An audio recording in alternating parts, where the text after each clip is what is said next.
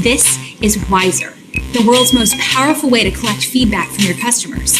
It's wisdom made easy. Wyzerr Smart Forms are customer feedback experiences that you play like your favorite mobile games. Your customers will actually want to give you feedback. And when you have better information, you make better decisions.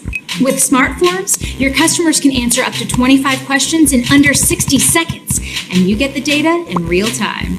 So be smart. Get Wyzerr.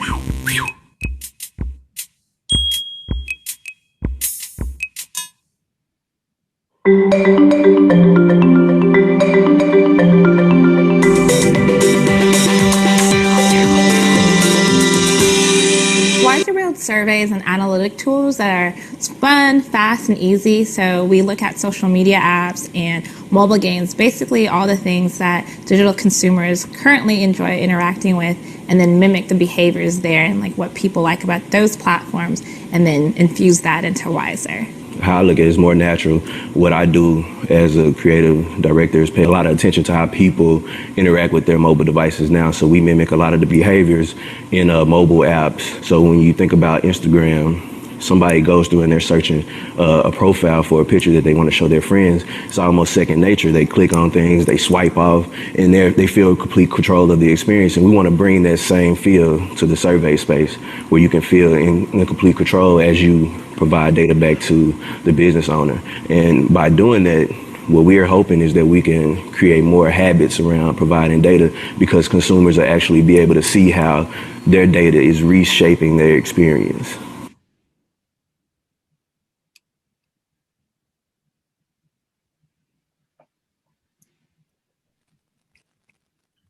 Oke, selamat pagi.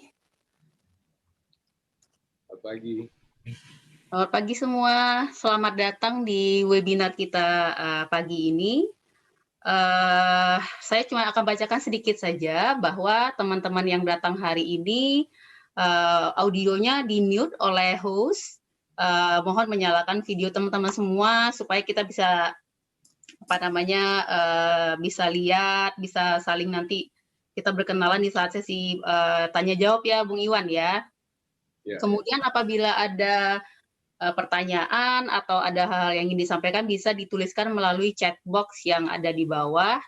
Terus nanti stay sampai selesai webinarnya, kita ada quiz dengan hadiah yang menarik. Itu aja dari kami. Terima kasih. Selanjutnya saya serahkan kepada Bung Iwan. Oke, terima kasih Bu Linda. Selamat pagi pemirsa semua yang berada di Jakarta dan di Ambon. Selamat subuh pemirsa yang berada di London dan juga di Holland. Selamat siang yang berada di Australia dan selamat sore yang berada di Amerika. Pada hari ini kita akan mendengarkan cerita kesuksesan dalam membangun suatu perusahaan atau usaha dalam teknologi yang dibawakan oleh Natasia Maleholo. Sebentar lagi kita akan mendengarkan langsung dan akan ada sesi tanya jawab di akhir, bagaimana perjalanan dari Natasia Maleholo bisa mencapai suatu kesuksesan yang disebut startup company sampai hari ini dan dikenal di dunia dengan nama perusahaannya itu Wyzerr. Nah, bagi para pemirsa semua, nanti kita juga berikan ada 5 orang pertama untuk melakukan tanya jawab secara live. Jadi akan ditentukan oleh host siapa yang akan bisa melakukan tanya jawab secara live di akhir pembahasan dari Natasia Maleholo. Kita semua sangat bersyukur dan sangat beruntung memiliki Natasia Maleholo karena beliau begitu sibuk sekali dengan semua pekerjaan dan usaha yang dilakukan di Amerika. Untuk mendapatkan waktunya berbicara pada ketong semua, kita semua, saudara Maluku khususnya, dan semua pemirsa lainnya di Indonesia maupun di negara-negara lainnya. Jadi tanpa panjang lebar, sama-sama kita ucapkan selamat datang Natasia Maleholo di Bacarita dari Timur. Dan selamat sore Natasia, it's great to have you today, and I'm sure that everyone is excited and can't wait to hear your story. Here's Natasia Maleholo. Hi, everyone. Thank you so much for having me. I'm Natasia Maleholo. I guess we're going to start I have a presentation, so I guess we're going to start that. Okay, go ahead to the next slide.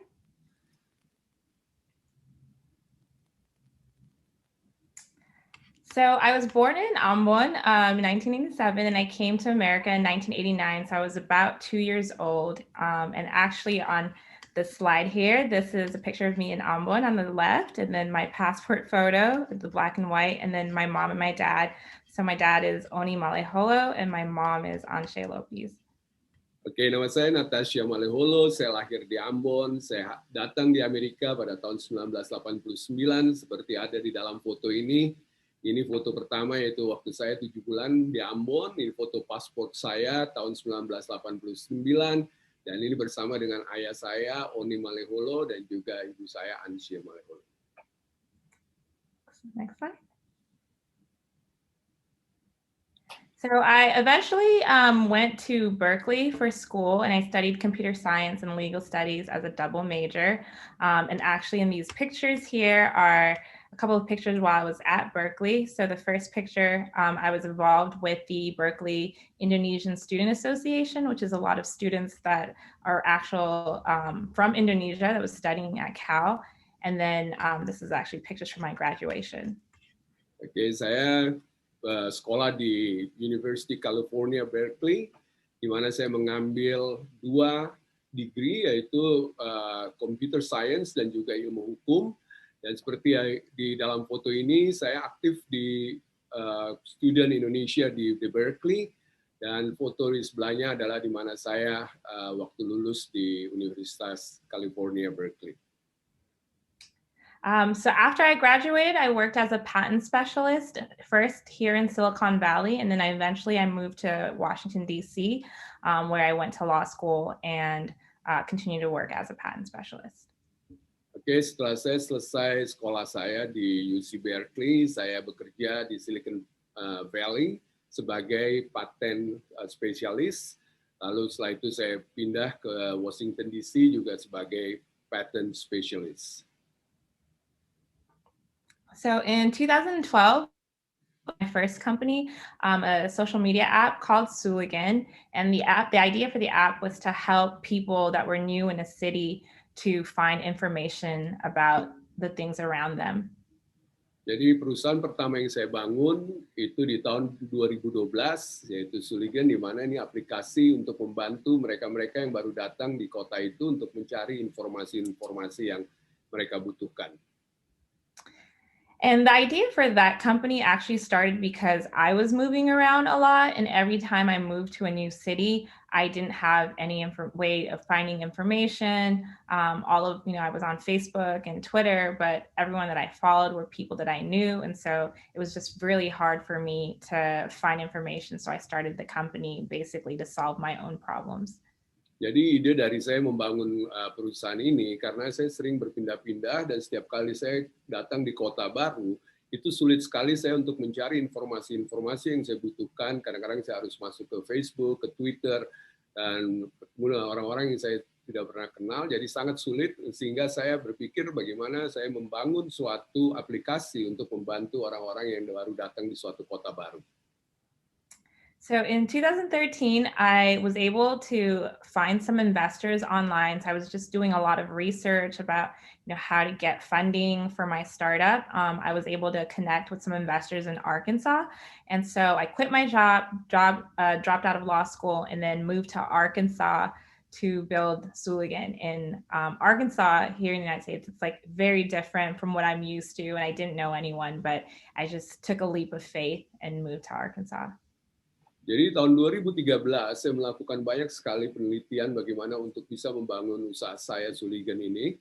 Lalu pada tahun 2013 itu saya mendapat tawaran dari investor untuk pindah ke kota Arkansas, kota di mana saya tidak pernah tinggal di situ, tapi saya hanya dengan memiliki iman saja berpindah ke sana dan berharap saya bisa membangun aplikasi perusahaan saya ini di Arkansas. Next slide. So while there, before I moved, I was able to recruit one of my best friends from college to come work with me to start this company. We moved there, we lived there for about a year and continued to work on the company, made a lot of connections. One of the connections we made was Walmart, which is headquartered in Arkansas. Jadi waktu itu saya juga mengajak teman saya, sahabat saya juga bergabung di dalam usaha ini waktu kami berpindah ke Arkansas. Dan di sana kita mulai melakukan koneksi-koneksi dengan berbagai macam perusahaan, dan seperti kita tahu bahwa Arkansas adalah rumah dari perusahaan besar sekali, yaitu namanya Walmart. Kalau kita melihat Walmart itu turnover-nya itu sekitar 7.600 triliun rupiah. Jadi perusahaan besar sekali ada di Arkansas. Next slide. So after 2 years of working on Sooligan, the company failed. Basically, I realized that I couldn't grow the company anymore. Nobody was really signing up to use the users. We kind of hit a wall in terms of like raising money. And so in the process of that, I decided that I should have really collected more feedback. And so I started a new company called Wyzerr. Oke, setelah 2 tahun saya menjalankan usaha Sooligan ini, usaha saya itu gagal karena tidak banyak lagi orang yang registrasi di aplikasi saya ini. Lalu saya mulai berpikir bagaimana mencari alternatif lain, dan yang harusnya saya mengumpulkan data-data dari survei-survei dari customer, makanya saya memulai untuk menjalankan usaha yang namanya Wyzerr. Oke, Natasia, let me ask you a question. Mungkin saya bertanya di sini. 2 tahun, okay? You run the company for 2 years. So obviously you have a lot of hopes, a lot of expectation that the company will grow. Sama seperti semua orang yang menjalankan usaha, pasti mereka memiliki impian, mereka memiliki pengharapan bahwa usaha yang mereka jalankan itu akan berhasil. Dan setelah 2 tahun itu waktu yang cukup lama, 2 tahun. Ya, pastinya harapan-harapan itu mulai terlihat. Lalu tiba-tiba berhadapan dengan situasi di mana Natasia harus mengatakan bahwa usaha yang Natasia jalankan itu gagal. So, my question is, tanya saya, how do you feel when you face in that situation? This is the company that you built from scratch, the company that you have so much hope, and you think that it will work. Dan semua perusahaan yang dibangun sendiri oleh Natasia, dan tentunya dengan segala impian yang Natasia miliki, dan berharap bahwa perusahaan ini akan bertumbuh luar biasa, tapi akhirnya gagal. Bagaimana perasaannya Natasia? Yeah, so I was, of course, really sad because a startup company is kind of like having a baby, I think. You put everything into it, you put all of your money, your time, you give up, hanging out with your family and your friends. I moved to Arkansas, so it's far from everyone. And so I was really sad. I was also really embarrassed and humiliated because, everybody knew that I was working on this company, and now I had to tell everyone that the company was no longer, operational. And so I was very embarrassed about having to tell everyone that. Oke, jadi saya sangat sedih sekali karena membangun sebuah usaha itu seperti memiliki seorang anak di mana kita memberikan seluruh hati kita untuk melihat perkembangan dari anak itu, dan saya bercerita juga bagaimana saya berharap usaha ini bisa berkembang dengan baik. Lalu tiba-tiba usaha ini gagal, sehingga itu saya merasa sangat malu dengan orang-orang di sekitar saya. Cuma ya, ini adalah suatu hal yang saya harus hadapi dengan melihat bagaimana usaha yang saya harapkan berhasil itu tidak berhasil. So, you can go back to the first slide, the previous slide. Yeah. So Wyzerr is a survey company that is gamified. So the idea is that we try to make it fun, fast, and easy for people to take surveys. Here in the United States, I don't know, what it is around the rest of the kind of in Indonesia, but it seems like every single company sends out a survey after you shop with them or you buy something from them. And so I realized that there was a big market for this because the surveys that they were sending out was really long and boring. And so I wanted to make Wyzerr to make surveys fun and exciting.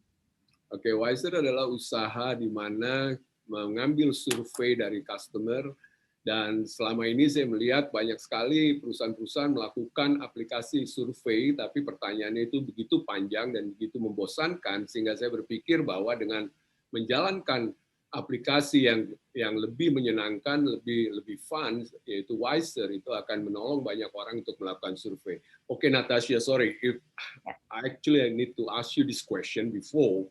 So if we could go back one slide, like before you get into Wyzerr. Okay, this is the one that Soligan, like, all right, you feel embarrassed, you feel that you like a failure, but what make you got up again? Apa yang membuat Natasia bisa bangkit kembali dan berpikir bahwa usaha yang berikutnya yang akan Natasia lakukan itu akan membawa keberhasilan? Because I know that a lot of people say that for an entrepreneur, for somebody who start a new business, it takes 5 years. That's a critical point. It's 5 years. If you can survive the 5 years, then you know that your business will sustain.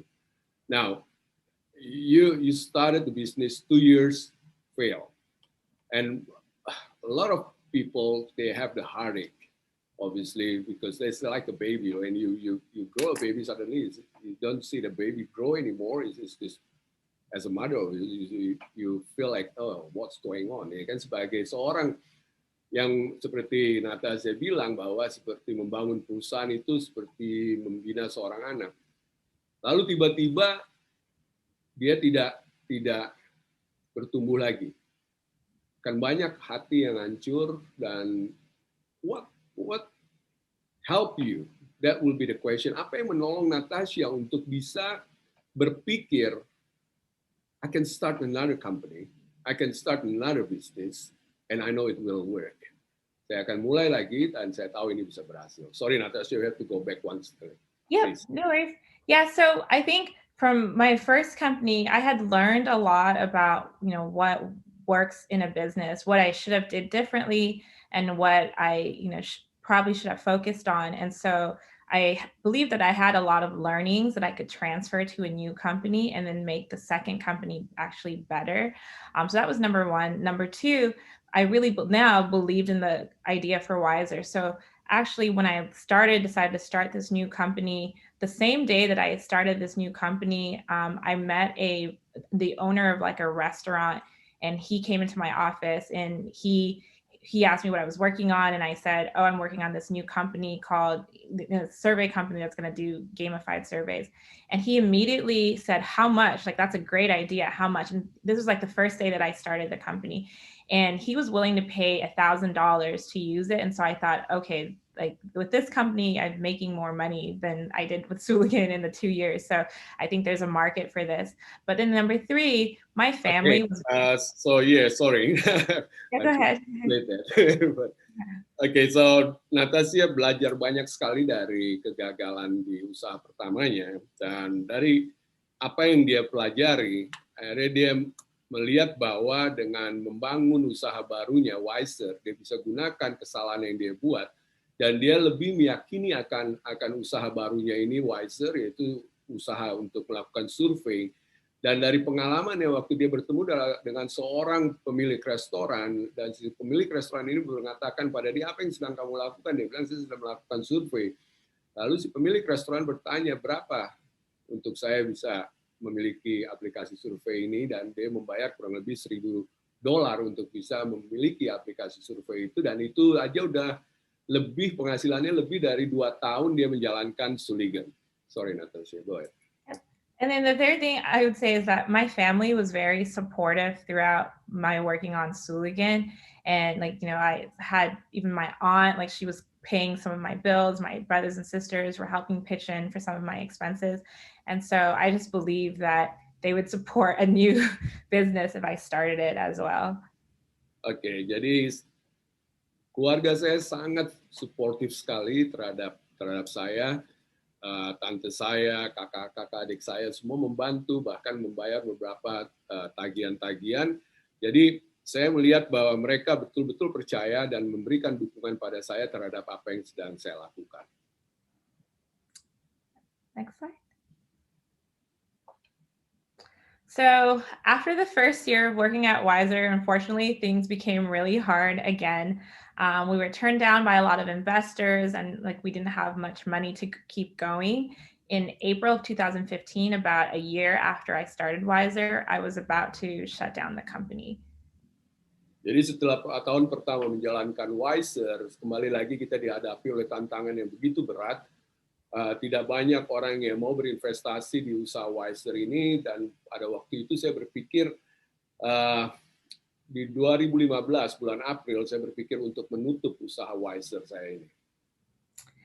Then, out of the blue, I received a phone call from a stranger to come to Detroit for a pitch competition.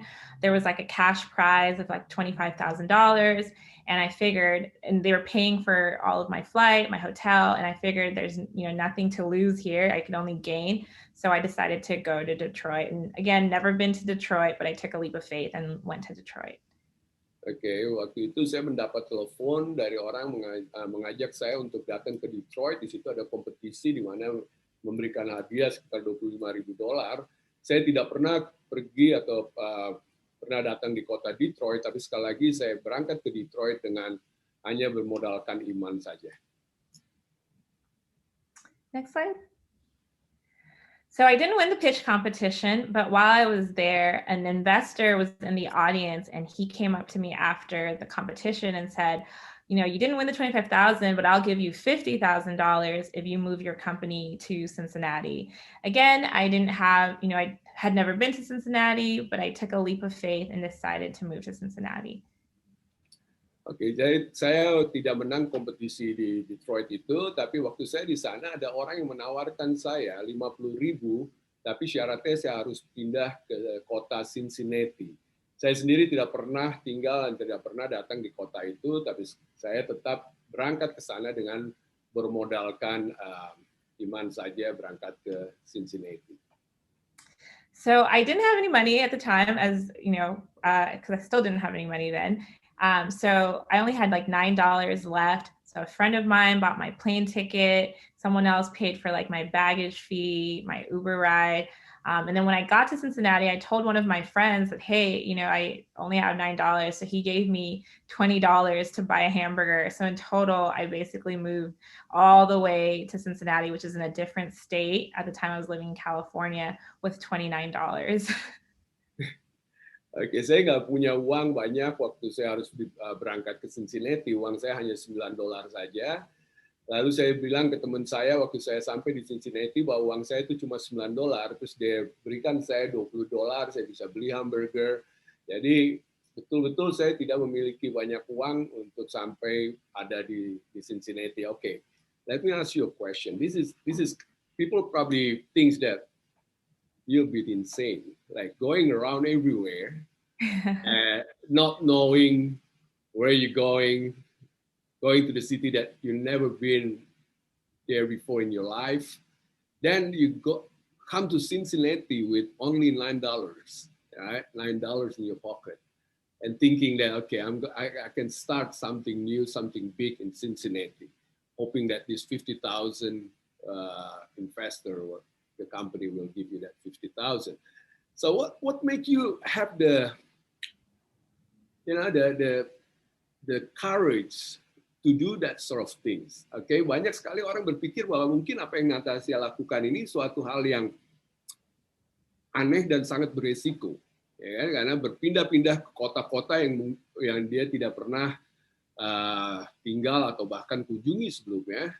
Dan cerita yang sangat menarik adalah waktu dia harus berpindah ke Cincinnati, di mana hanya dengan memiliki uang $9 dan berharap bahwa nantinya investor yang menawarkan $50,000 itu akan memberikan dia uang itu. Nah, apa sih menjadi asaran keberanian dari Natasia memutuskan semua ini? Well, I didn't have anything else. I didn't have any money. So I figured when you don't have anything, and you're really at the bottom, you could only go up. And so I figured there's more for me to gain than in going than staying. So I also had faith that, I'm a believer. So I had faith that God would just work everything out. Okay, is it fair to say that you got like a nothing lose attitude that you can only go up? The only way is up. Exactly. Yeah. Yep, exactly. And yeah, well, I honor that. I mean, it's not many people prepared to do that. Yeah, that's why it's only a few that can make a success in being an entrepreneur because of the spirit and the attitude that you have is very rare. Jadi yang attitude dari melihat bahwa satu-satunya jalan adalah cuma bisa naik ke atas. Nah, seperti Natasia bilang bahwa dia sudah di posisi yang paling bawah. Jadi nothing tulus, dia nggak punya lagi pilihan lain kecuali berhasil. Dan ini suatu attitude, sikap yang luar biasa. Ini membedakan seorang pengusaha atau orang yang menjalankan usaha itu sebagai orang yang berhasil atau tidak, karena ada sikap seperti ini. Dan ini keberanian yang mungkin kita sangat hargai dari seorang Natasia Maliholo. Sorry, go ahead, Natasia. Okay. Next slide. So once I moved to Cincinnati, my first week there, I spent my $29. I was down to $2. So I decided to go to church and that first Sunday. And when I went to the church, as the offering plate came around, something like a little voice inside of me told me to give $1.50. And at the time I only had $2 left. So, and I didn't have any change because I was already in church. And so I was like, really, God, you're asking me to give you $1.50 and I only have $2. So now I have to give the entire $2. But a little voice kept telling me, just give it. And so again, I was like, well, I don't have any money, so I might as well just give everything that I have. So I gave the $2 in the offering plate. Oke, jadi waktu seminggu saya di Cincinnati, uang saya itu tinggal $2. Dan saya pergi ke gereja waktu itu, lalu ada pundi-pundi persembahan berjalan. Ada suara yang mengatakan pada saya, berikan apa yang kamu punya itu, masukkan ke dalam pundi persembahan itu. Lalu saya berpikir, yang benar aja Tuhan, saya cuma punya $2, maksudnya semuanya saya juga harus berikan ini. Tapi akhirnya saya berpikir lagi, saya mengambil suatu langkah percaya dan iman, saya berikan semua yang saya punya, yang sisa saya yang $2 itu, karena nggak mungkin saya kasih $1.50 seperti suara itu bilang, karena kan harus ambil kembalian. Jadi saya kasih semua yang $2 sisa uang saya itu, saya masukkan ke dalam pundi persembahan itu. Yes, so and then 3 months later, I was able to, so the investor not just gave $50,000, they ended up giving me $1.5 million. 3 bulan sesudah itu, investor yang tadi bilang memberikan hanya 50.000, ternyata tidak hanya 50.000, dia berikan $1,5 juta. Yes, and then people just kept wanting to invest. So in total, I actually raised $2 million. Dan orang terus mau berinvestasi di usaha saya, dan totalnya saya memiliki investasi sebesar $2 juta. So I like to think it was an exponential growth, like God multiplied that $2 into $2 million. Jadi saya melihat bahwa adanya suatu faktor multiplikasi yang luar biasa dari $2 yang saya masukkan ke dalam pundi persembahan itu menjadi $2 juta. Next slide. So with that money, I was able to hire 17 people to come work for Wyzerr. And so we hired a lot of different like engineers, designers to help me really build out the company. Jadi dengan uang $2 juta itu, saya bisa menyewa atau mengikut pegawai 17 orang, banyak sekali dari para engineer, para designer untuk aplikasi saya itu. And I was able to figure out who to hire by setting some goals for myself and then asking my mentors and my advisors, what kind of people do I need in order to reach these goals? And so people that were much more experienced with running a business was able to help me guide who to hire. Oke, jadi dalam rekrut pegawai, saya juga meminta nasihat, masukan dari mentor-mentor saya, mereka-mereka yang telah menjalankan usaha, mereka-mereka yang sudah memiliki banyak pengalaman, siapa-siapa yang perlu saya rekrut untuk di perusahaan saya. This is a very good point, Natasia, because it's not many people understand what you just mentioned about mentoring, right? And how important it is really for someone to start the business to have a mentoring system. Yep. What do you Yeah. think? Yeah, absolutely. So, I was a computer science and legal studies major. So I understood the tech, but I was not a business major. I didn't go to business school. So in terms of like running a business or starting a business, I actually was learning on the job and I didn't have any experience. So it was good to have mentors and advisors that actually knew how to run a business.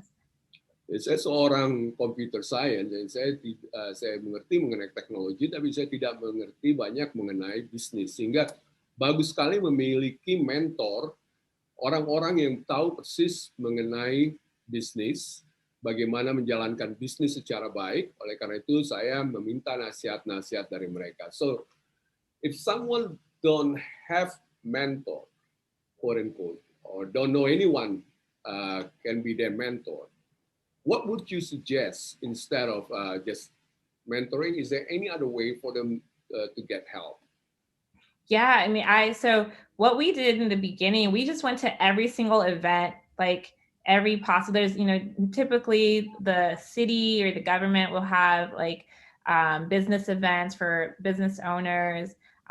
Sometimes different organizations and nonprofits will have business events. We'll go to the colleges. The schools are really, really big in having connections to the right business people. So we would show up, even if it was a school that we didn't attend. Like when I was in Arkansas, we went to the University of Arkansas and, we didn't go to school there. We didn't know anyone there, but we just made friends with the students and then had the students introduce us to their professors and things like that. So there's definitely, get creative about just looking at who's in the city that you're in and, meeting the people that are in the city that you're in.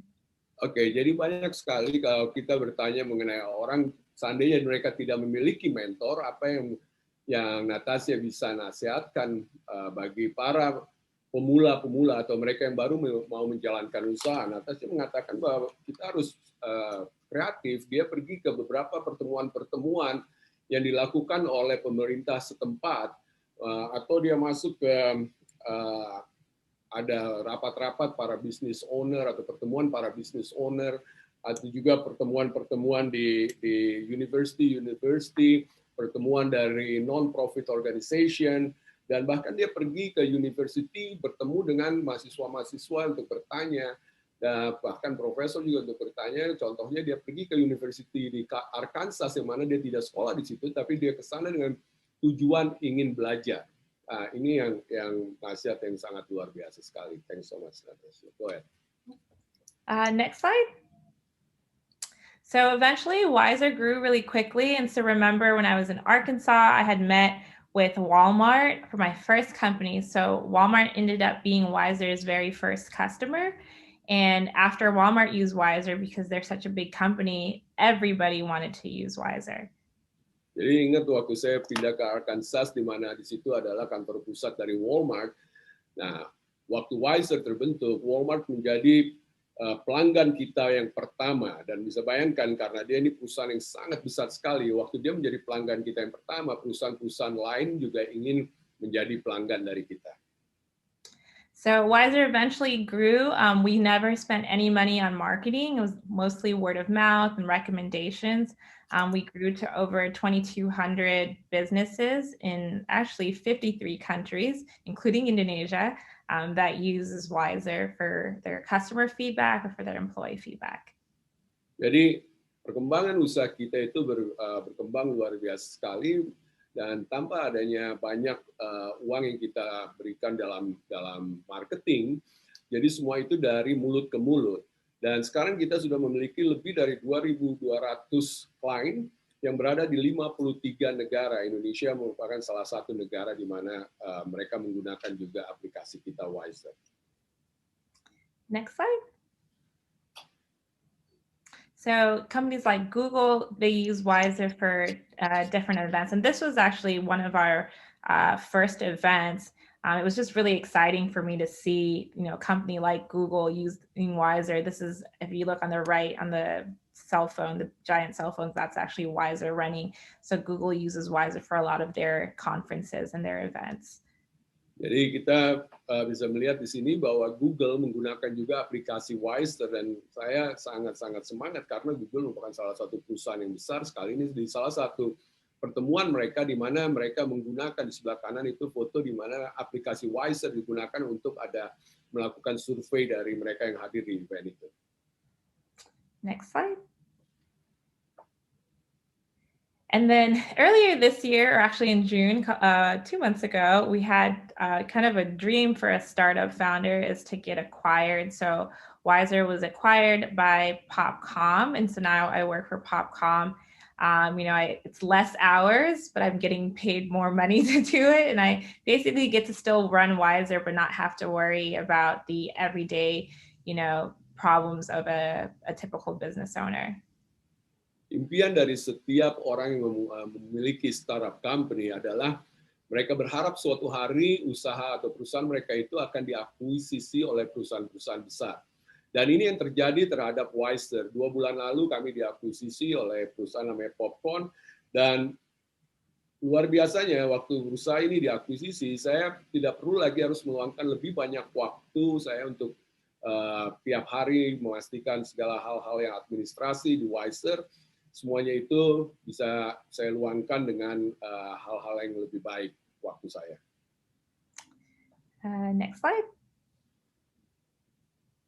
So in summary, my 5 secrets to success are God and faith. Like every part of my journey, I just always believed that God was going to help me and had faith that, my everything that I was doing, and whatever I had, even if it was very little, that God would bless it and use it in some way. Oke, jadi ini adalah rahasia kesuksesan saya. Pertama adalah Tuhan dan iman. Jadi setiap perjalanan dalam kesuksesan usaha saya ini, saya tahu bahwa Tuhan pasti akan menolong saya. Dia akan membuka jalan bagi saya. Dan juga keimanan yang saya miliki terhadap itu. And then my second secret to success is just an idea that I was really passionate about. So Wyzerr, I truly believe that, surveys needed to be better, and we were doing it the very best way possible. And that in being really passionate about ideas is important, because there are going to be really hard days. And if you don't really love your idea, it's very easy to give up.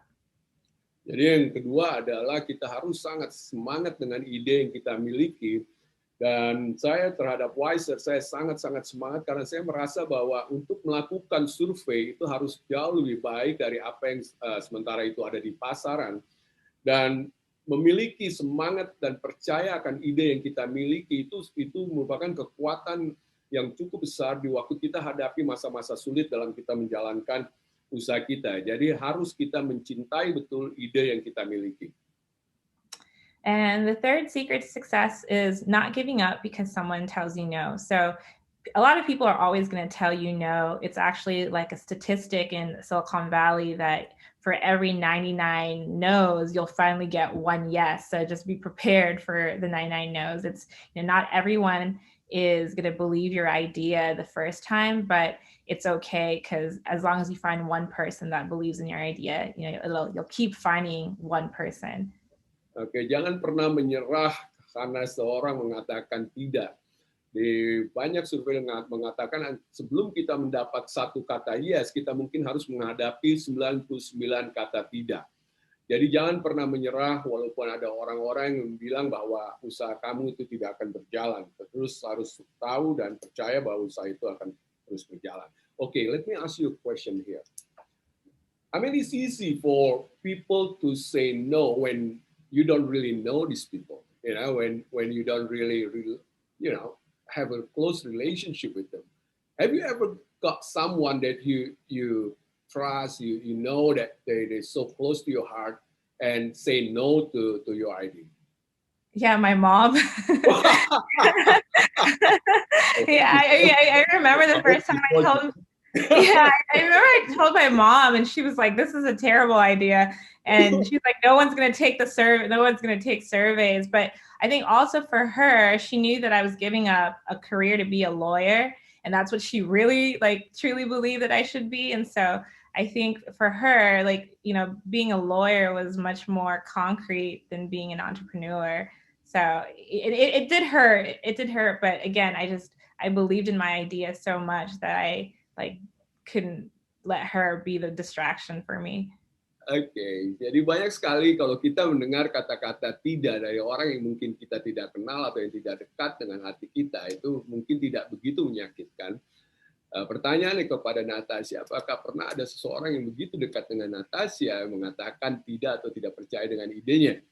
Lalu dia mengatakan adalah ibunya sendiri, karena ibunya selalu merasa bahwa karir yang terbaik adalah untuk dia menjadi seorang lawyer, itu lebih baik daripada menjalankan usaha sendiri.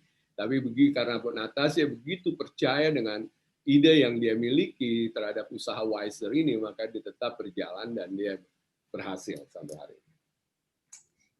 So the number 4 secret to success is staying focused on the vision. It's really easy to get distracted when you're working on a company that is brand new. You know, it's very easy to be like, oh, I should do this, I should do this, I should do this, and continuing to add different ideas. But you really need to have the very basic part of your company. You don't need to, build this entire company. If you look at Google did not start out with Gmail, YouTube, all of these other things that they have. They just started with a simple search engine. And so just be very narrowly focused on a vision and then just work really hard to get to that vision. Don't be distracted. Oke, jadi yang keempat adalah tetap fokus terhadap visi kita. Jadi sering kita selalu mendapat gangguan yang membuat kita keluar dari apa impian atau fokus yang kita miliki. Kalau kita melihat perusahaan-perusahaan yang besar seperti Google, YouTube, dan lain sebagainya, mereka awalnya itu hanya fokus pada hal yang betul-betul menjadi dasaran dari semangat mereka awal membangun usaha itu. Sehingga sekarang mereka bisa menjadi begitu besar karena mereka tidak pernah membiarkan ada hal-hal lain yang mengganggu akan fokus atau visi mereka terhadap usaha yang mereka jalankan. And my last secret to success is put in the work even when you don't feel like it. So just be very disciplined about working on your company every day. So for example, for me, I had a schedule even before I was making any money from Wyzerr. Every day I would wake up at 6 a.m. and work on the company. I would work 8 hours, even though there was really no reason for me to work 8 hours, but every day I wanted to make sure that I was taking several steps forward for my company. And eventually it paid off, but I think only because I was so disciplined. Oke, jadi yang kelima adalah tetap bekerja di saat kamu merasakan juga untuk tidak merasa mau melakukan pekerjaan itu.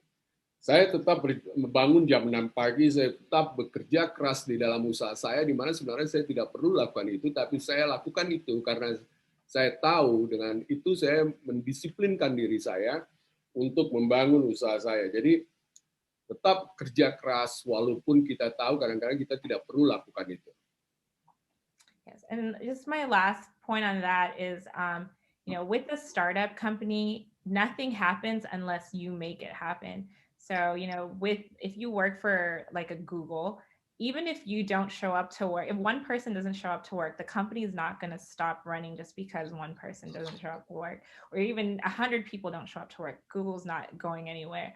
But at a startup, if you don't show up, literally the company does not move forward. So it's important to show up every day to work on your company. Oke, jadi waktu kita memulai suatu usaha, kita harus terus datang dan luangkan waktu dan pikiran kita di dalam usaha itu. Berbeda dengan kalau kita bekerja untuk perusahaan besar seperti Google. Kalau Google seandainya kamu tidak masuk ke kantor hari itu, atau 100 orang tidak masuk kantor hari itu, tidak akan membuat perbedaan bagi Google. Tapi menjalankan usaha sendiri, kita harus pastikan bahwa setiap hari kita ada di dalam usaha itu, kita tetap jalankan usaha itu. That's all that I have. Next slide. So if you want to reach out to me or have any questions, feel free to reach out on my social media. I'm very active. Love Natasia, or I'm on Facebook, Natasia Malihalo. Thank you. Kalau kita mau kontak Natasia, ini kontak yang ada di sosial media dan cukup aktif di sosial media. Natasia has been a great information. It's unbelievable. I'm sure there's a lot of people that watching this webinar is inspired by your story, and I'm sure that they can use all the information, the knowledge that they can apply it into their business or anything that what they do. And again, Natasia, on behalf of everybody, I like to thank you Thank you. so much for giving your heart and all the knowledge that you shared to all of us today. Thank you, Natasia. Thank you so much for having me. Terima kasih, Mas Saudara. Wow, terima kasih Natasia. Actually, we start Daya Dimensi Indonesia di Daya 5 group with 17 people on 1998. So the same when you start Wyzerr. Oh, nice. Yeah.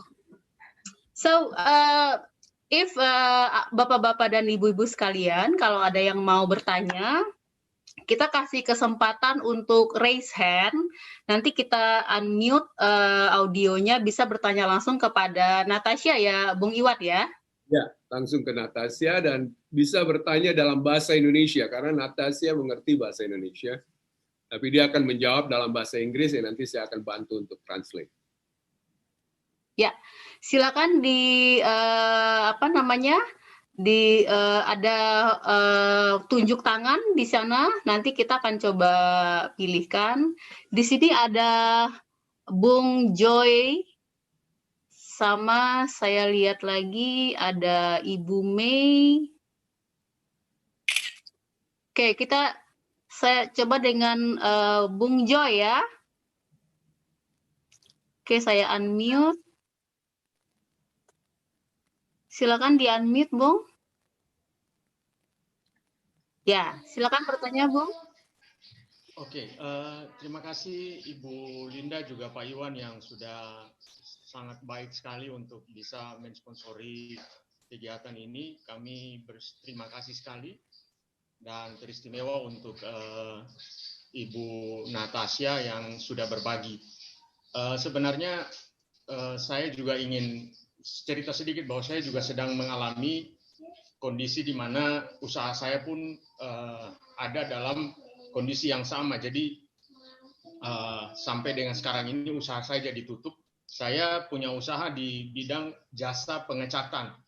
Jadi kami bergerak di bidang jasa pengecatan, penjualan cat juga. Jadi kami menyediakan jasa pengecatan. Jadi orang datang, mereka beli cat, tapi ada sekalian yang menawarkan kalau kami langsung dengan bisa lakukan pengecatan di mana. Nah, di sini di Maluku kami baru mulai itu dan kami pertama yang melakukan itu. Cuma sampai di sini pas pandemi ini kita juga mengalami sesuatu yang memang tidak bisa diprediksi. Jadi akhirnya kami drop sampai sekarang usaha kami belum jalan lagi. Jadi pertanyaan saya mengenai ini adalah memang dari semua penjelasan dari Ibu Natasia itu Ibu Natasia sangat bagus sekali untuk ini. Cuma pertanyaan saya adalah kalau misalnya kita mencari mentor untuk bisa mentoring kita bagaimana kita memulai kembali usaha ini.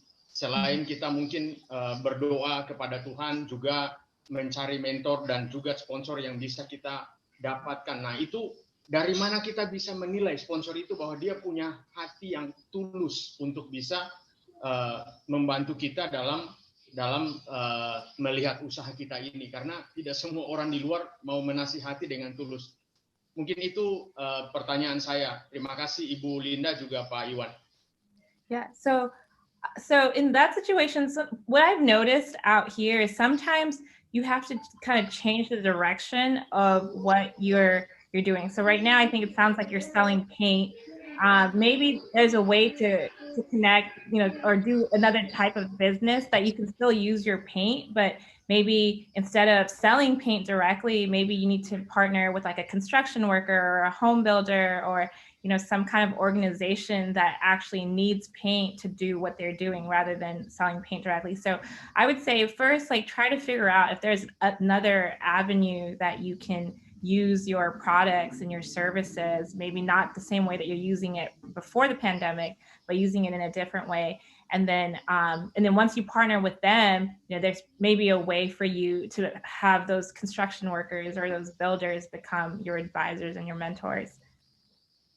Oke, jadi apa yang Natasia berikan jawabannya, dia melihat bahwa mencari alternatif lain dari memasarkan produk dan juga jasa yang sedang dijalankan oleh Bung Joy, yaitu chat, produknya chat dan jasanya adalah pengecatan, dengan bekerja sama dengan kayak perusahaan-perusahaan konstruksi atau home builder, di mana nanti di situ terjadi pertukaran pengetahuan juga dari mereka terhadap Bung Joy dalam menjalankan usaha pengecatan dan menjual cat dari produk yang Bung Joy ada, sehingga itu mungkin akan agak berbeda usaha yang Bung Joy jalankan sebelum pandemik dengan usaha sekarang yang setelah pandemik. Jadi harus melakukan networking dan bekerja sama dengan home builder atau construction untuk jalankan itu.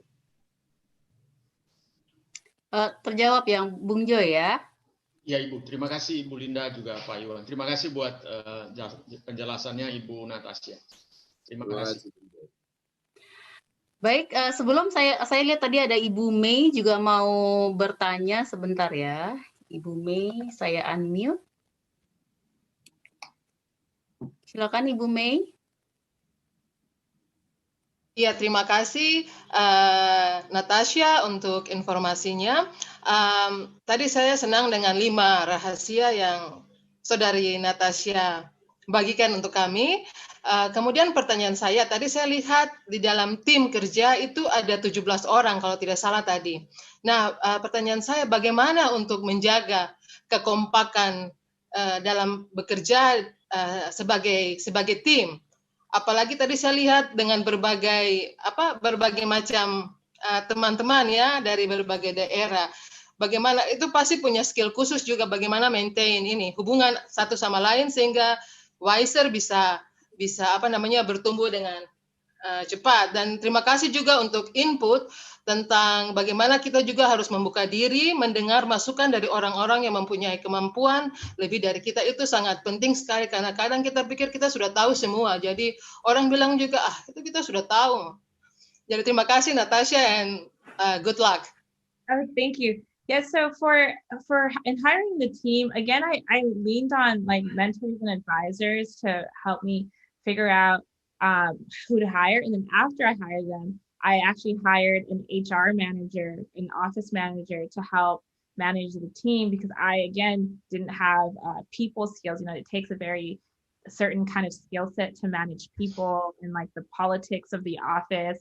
And so I just wanted to make sure that I didn't get, it seemed like I was one-sided with a certain person or a certain team. And so I hired someone else. So, and I think that brings up a good point about just knowing that as a business owner, you don't have to have all of the answers. You don't have to know how to do everything. I think, being humble and admitting that you don't know everything is probably going to get you further in life than trying to do everything and make it seem like you know everything.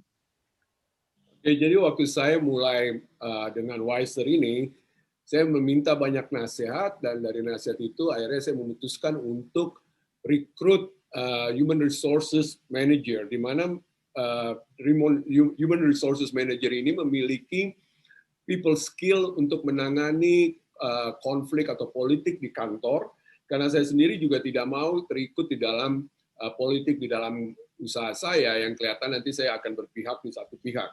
Nah, memang sebagai pemilik usaha kita tidak harus memiliki jawaban atas semuanya. Oleh karena itu pentingnya untuk kita mempunyai kerendahan hati dan mengakui akan ketidakmampuan kita di bidang lain dan meminta bantuan dari orang lain untuk memberikan nasihat. Dan oleh karena itu saya melihat Wyzerr bisa berkembang dengan baik. Oh, I'll add something to that also is to what I think what I learned over time and just from talking to other entrepreneur friends is hire slow. So don't feel the need just because you have the money or you think you need it, unless you absolutely have a job that, a role that requires you to hire. Don't feel the need to hire a bunch of people right away. Like if you can keep your team small, it's probably best to keep your team small for as long as you can, because once you hire over 9 people, it's just the politics and all of that becomes harder to manage after plus you, so 10. After 10 people, I think research has shown that's when kind of the dynamics of the office changes. Oke, jadi saya belajar juga dari banyak pengusaha-pengusaha yang telah berhasil. Mereka selalu mengatakan bahwa rekrut secara lambat atau hire slow. Jadi jangan kita merasa harus merekrut orang hanya karena kita memiliki uang untuk merekrut orang dari dalam usaha kita. Usahakan pertama itu untuk betul-betul membuat kelompok itu kecil dan sampai kita betul-betul kuat, baru kita berpikir untuk menambah orang. Karena dari hasil research dinyatakan bahwa kalau sudah lebih dari 9 orang di dalam suatu kantor, itu biasanya terjadi politik di dalam kantor itu.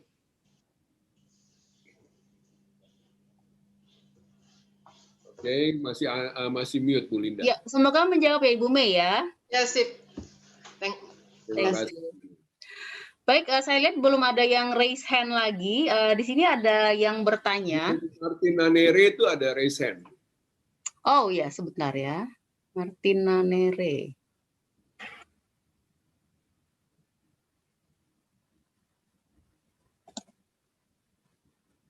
Oke, Bung Martin, saya unmute ya. Okay. Yeah, thank you. Thank you so much. Thank you, Bung Iwan. Thank you, Linda, and a special thanks to Natasia. I think we probably were in touch before in the past, I remember. But I want to say a big congratulations to you. It's a really great story. And this is something that actually everyone should listen, I believe. Well, in my experience as a lecturer, I always talk about the theory, but you actually doing the theory in the real life. And I admire you highly. And and I just hope that we will continue to get in touch, because this is something very inspiring that I can share with my students, even in Australia. I don't have many Indonesian students, but I think this is a great thing. And I think everyone in Indonesia should be very grateful. Thank you, Bung Iwan and Linda, for sharing this opportunity, because this is a very rare opportunity to hear fresh story, inspiring story from someone like you, Natasia. Just one thing I want to maybe share with you, and maybe you can share back with everybody here. You know, when we do something, we know that many businesses that succeed, they come from failure. So many startup out there fail and they don't expose. Yeah, not many people know. And you come up with a very wonderful story. I'm just wondering whether you have something that you can think of. How would do you have something as you've been doing this business that you would do differently if you look back? Oh, I should have done this, I should have done that. Maybe something that you would have done differently, and you can share with us. And one last thing is, what do you plan to do in the next, say, 5 years with your business? Yeah. Thank you for the opportunity, Linda, and thanks, Bung Iwan. Yeah. Okay. Maybe I can translate that the question from Bung Deki first, Bung Martin first, so everyone understand about what is the question. So apa yang Bung Deki sampaikan adalah bagaimana dia bersyukur sekali mendengarkan cerita dari Natasia, bahwa Bung Deki sendiri adalah seorang staf pengajar di La Trobe University di Australia, di Melbourne. Dan biasanya beliau hanya mengajar teorinya. Ini pertama kali langsung mendengar bagaimana seseorang yang telah melakukan, mengimplementasikan, dan berhasil. Ada beberapa pertanyaan yang Bung Deki sampaikan di sini adalah, pertama, banyak sekali startup company yang mulai dan gagal. Nah, sekarang kalau pertanyaan itu kepada Natasia, kalau Natasia menengok ke belakang, apa sih yang Natasia bisa atau merasa bahwa itu harus dirubah untuk diperbaiki di dalam jalankan usaha? Lalu yang pertanyaan yang kedua adalah, apa yang Natasia lihat 5 tahun ke depan, apa yang akan terjadi atau apa yang akan dilakukan oleh Natasia? Thank you, Natasia. Thank you, Martin, for the compliment. I really appreciate it. So what I would do differently is definitely hire slow. In looking back, I didn't need the 17 people when I hired them. I think, when you have to think as a small business, every dollar counts. I mean, if you think about the fact that I moved to Cincinnati with $9 and I was able to survive with the $9 to the $29 to the $2, but I was able to survive with very little. And so in a business, every single dollar counts. If you don't need to hire, you shouldn't. And so I would definitely not hire as many people. I also think in the beginning, entrepreneurs need to figure out like as much of their business on their own before they start hiring other people. So like one of the things that in my business was the sales process. So eventually I figured out how to sell Wyzerr very well. And had I waited and figured that out on my own and then hired, like it would, Wyzerr would be a completely different, it would probably be a Google right now, but I didn't. And I hired a bunch of people that I thought would help me figure it out. But at the end of the day, Wyzerr was my company. And so it was my idea, and no one's going to do your job better than you when you invented the idea. So I would definitely have not hired and saved that money, all of the money that I spent, because I think I look back and like I spent hundreds of thousands of dollars on people that didn't really add a ton of value to the company. Oke, jadi apa yang saya belajar dan saya melihat ke belakang bahwa saya tidak akan merekrut 17 orang yang pertama saya lakukan waktu saya memiliki investasi $2 juta itu, karena dari 17 orang yang saya rekrut itu, mereka banyak yang tidak juga memberikan nilai tambah di dalam usaha yang saya lakukan. Jadi sebagai seorang pengusaha, saya memberikan nasihat sebaiknya rekrut secara lambat. Pastikan bahwa kita lebih dahulu sebagai pengusaha itu sendiri menguasai dulu betul-betul usaha kita sebelum kita mulai mengambil orang lain masuk dalam perusahaan kita. Karena ratusan ribu dolar saya spend untuk sesuatu yang sebenarnya saya tidak perlu untuk seperti rekrut orang-orang yang masuk ke dalam 17 orang pertama. Dan ini di dalam menjalankan usaha harus memiliki prinsip bahwa setiap dolar atau setiap rupiah yang kita luangkan itu memiliki arti yang besar. Jadi jangan cepat langsung untuk meluangkan atau spend uang yang kita miliki. And I just want to add to that is that, the statistic, 99% of all startups fail. And the number one reason that startups fail is usually because they run out of money. So, there's like a rule for a lot of startup founders like me that have failed and then was able to start. It's just conserve your cash, like protect your cash any way possible. Oke, jadi 99% usaha yang baru mulai atau dalam suatu usaha itu kegagalannya karena masalah keuangan. Jadi saya selalu anjurkan bahwa pastikan kita kuasai akan cash flow kita. Karena I always learn that cash flow is king. Dalam menjalankan usaha, jadi pastikan keuangan kita itu beres. And as far as for the next 5 years, so I now work for Popcom, and Popcom is doing something very cool in like the retail space, and I really believe in their vision. So I'll probably be here for a couple of years, and they also have a goal of exiting and hopefully being acquired. So maybe I'll be part of another acquisition, but for now, I think eventually I'll probably start another company at some point. Oke, untuk sementara sekarang usaha saya telah diakuisisi oleh Popcorn, dan Popcorn ini suatu perusahaan yang sangat cool, dan saya merasa untuk beberapa tahun ke depan saya akan bersama-sama dengan mereka. Sampai mungkin suatu hari mereka nanti akan diakuisisi oleh perusahaan lainnya.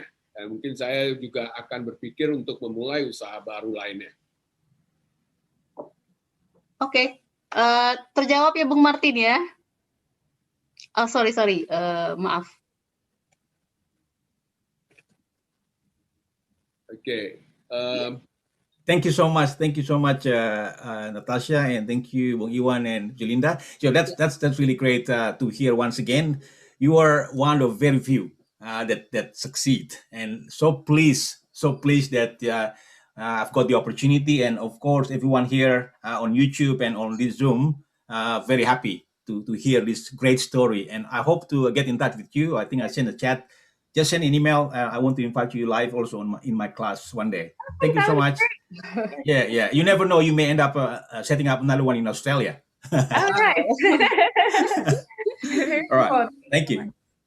Baik. Okay, Linda, there is a good question from Ezra Noya. Maybe I can read it to Natasia. It says that, can you give us a tips or advice for teenagers who want to study computer science? Yeah, absolutely. That's great. So number one, and I know that internet, I've been having a lot of discussions about the internet in Indonesia, but number one, there is a lot of free classes online that, computer science classes online. So Google, for example, gives scholarships, and I'll send that link out too, but you could be anywhere in the world and you can apply for a scholarship to take computer classes, and Google actually pays for that. There's like Udemy, there's just a lot of I would say start with the online courses. And then if you have the opportunity to take classes at like a college, like a community college or anything like that, definitely go there. But I would definitely take advantage of like the online courses. And they start off very simple and they can get as complex as you need it to be. Oke, jadi banyak sekali tawaran-tawaran secara online untuk pelatihan menjadi computer scientist. Dan salah satunya adalah Google. Nanti mungkin akan di-share oleh Natasia link dari bagaimana bisa mendapatkan pelatihan secara gratis online untuk computer science dari Google. Jadi terus lakukan banyak penelitian untuk mencari pelatihan-pelatihan online mengenai computer science, atau mungkin nantinya bisa melanjutkan di college atau di universitas untuk melakukan computer science. Oke, baik. Ini saya ada private questions. Private. It's Boom Jeff actually. So Natasia, when the first time you moved you got nothing to lose when you moved to Cincinnati, but when you were about 25, you decided to move to Arkansas, and you have a career. UC Berkeley graduated. What makes you decide that, and what does your family thinks about it? Your decisions. So my family did not like the idea. I think only my brother, who's been my oldest brother, who's been very supportive, and my oldest sister, who's very supportive throughout this whole journey. I think besides them, I don't think the rest of my family, I know my friends, they all thought I was crazy for moving there because I was already in law school. And so everyone was kind of like, why would you give up a good career to be a lawyer for something that you don't even know if it's going to work out. So I think that, again, at the time with Suligan, I just really believed in the idea, and I knew that I needed some money to, since I was going to quit my job to make this idea work, and I needed to be focused. Like, I was working all the time, so I was in school, there was no way that I would have free time. And so I moved to Arkansas because it would really give me the free time to work on Suligan, and then also give me some investment capital to to cover my living expenses and then get the company going. Jadi waktu saya berpikir untuk memulai usaha saya sendiri, memang dari keluarga kebanyakan tidak mendukung atas ide itu. Mungkin salah satu yang mendukung adalah kakak saya yang paling tua. Dia yang mendukung terus ide saya dari awal hingga saat ini. Karena banyak kawan-kawan saya juga mengatakan itu suatu ide yang gila, kamu mulai sesuatu yang belum tentu atau belum pasti akan berhasil, lalu kamu meninggalkan suatu pendidikan untuk kamu suatu hari bisa menjadi lawyer. Nah, cuma saya tetap fokus atas apa yang saya inginkan, saya berpindah ke Arkansas, dan disitulah dimana saya mulai mendapatkan klien yang pertama, yang Wyzerr, dan itu semua karena saya tetap fokus dengan apa yang saya percaya saya bisa jalankan. Ya, oke, Bung Iwan, ini sebelum saya pindah ke ada Bung Elia yang juga raise hand, Bapak Ibu sekalian jangan lupa nanti kita ada quiz, jadi diingat-ingat apa tadi diskusinya. This is interesting, Natasia, when we have the dry run, you mentioned that you have low cost for marketing, right? So there's a question, how do you promote your product or services? From Jenny Sahitapi, yeah. Yeah, so initially, we never spent any money on actual marketing ads. Like, a lot of startups will pay for Google ads and Facebook ads, and we never really spent any money on that. In the beginning, we really didn't have the money, but what we found was, just writing about Wyzerr. So we would write blogs. We found out that there was a lot of the types of people, once we started getting the customers, the types of people that was constantly buying or interested in Wyzerr was the market researchers. And so we just started writing blogs or tweeting on our social media, posting things that was geared towards the market researchers, and they would share it with their friends who were also market researchers. And so it just kind of funneled and made the company grow organically. I think I shared on our dry run that like one day I was at a meeting and I saw a phone number come in. It was from Germany, and I was like, who do I know in Germany? And it was the CIO of Volkswagen calling me on my cell phone. I'm like, I don't even know how he got my cell phone number. But it was just, again, like, it was because someone shared one of our blogs with him, and a blog is free to write. Oke, jadi apa yang saya lakukan, dan seperti saya katakan, kita tidak meluangkan banyak biaya untuk melakukan marketing, tapi kita menulis banyak sekali blog-blog, dan blog-blog ditulis itu di perusahaan-perusahaan yang kita perhatikan mereka membutuhkan atau membeli market research. Nah, waktu kita share di blog itu, mereka share lagi blog kita kepada yang lain. Dan kita juga lakukan banyak sekali tweeting di sosial media juga. Nah, itu sehingga tersebar banyak mengenai perusahaan kita Wyzerr. Bahkan pernah saya ceritakan di dalam waktu kita lakukan dry run bahwa saya pernah mendapat telepon dari nomor dari Jerman. Saya pikir siapa yang telepon saya dari Jerman? Ternyata itu adalah direktur dari perusahaan Volkswagen, VW, yang akhirnya mereka membeli aplikasi saya atau sistem kita dari Wyzerr. Oke. Saya coba ke Bung Elia Wamese ya. Silakan di-unmute, Bung. Yeah. Thank you, Bu Linda. Sama-sama. Thanks. Thank you, Natasia. Your story is very inspiring. And yeah, I'm interested in your process of creating the app. How did you start? Did you design the apps yourself? And I'm interested in how to create or start apps that potentially working and demanded. And maybe you can share on your brainstorming process to finding these ideas and actually put them into reality, something that actually works. That's for me. Thank you. Absolutely. Iwan, did you want to translate his question? Yeah, I think so. Saya ingin tahu bagaimana proses dari pembuatan app ini, dari mungkin proses dari brainstorming sampai aplikasi ini menjadi suatu aplikasi yang bekerja dan dibutuhkan. Nah, yang saya ingin tahu adalah apakah Natasia mendesain ini sendiri atau bagaimana sampai aplikasi ini prosesnya itu bisa berjalan begitu baik. Yeah, so I was fortunate that when I went to Arkansas, while I was walking around University of Arkansas, I met this guy named Stedman, and he became an intern for Suligan. And then when Suligan failed, I actually asked him if he wanted to start Wyzerr with me.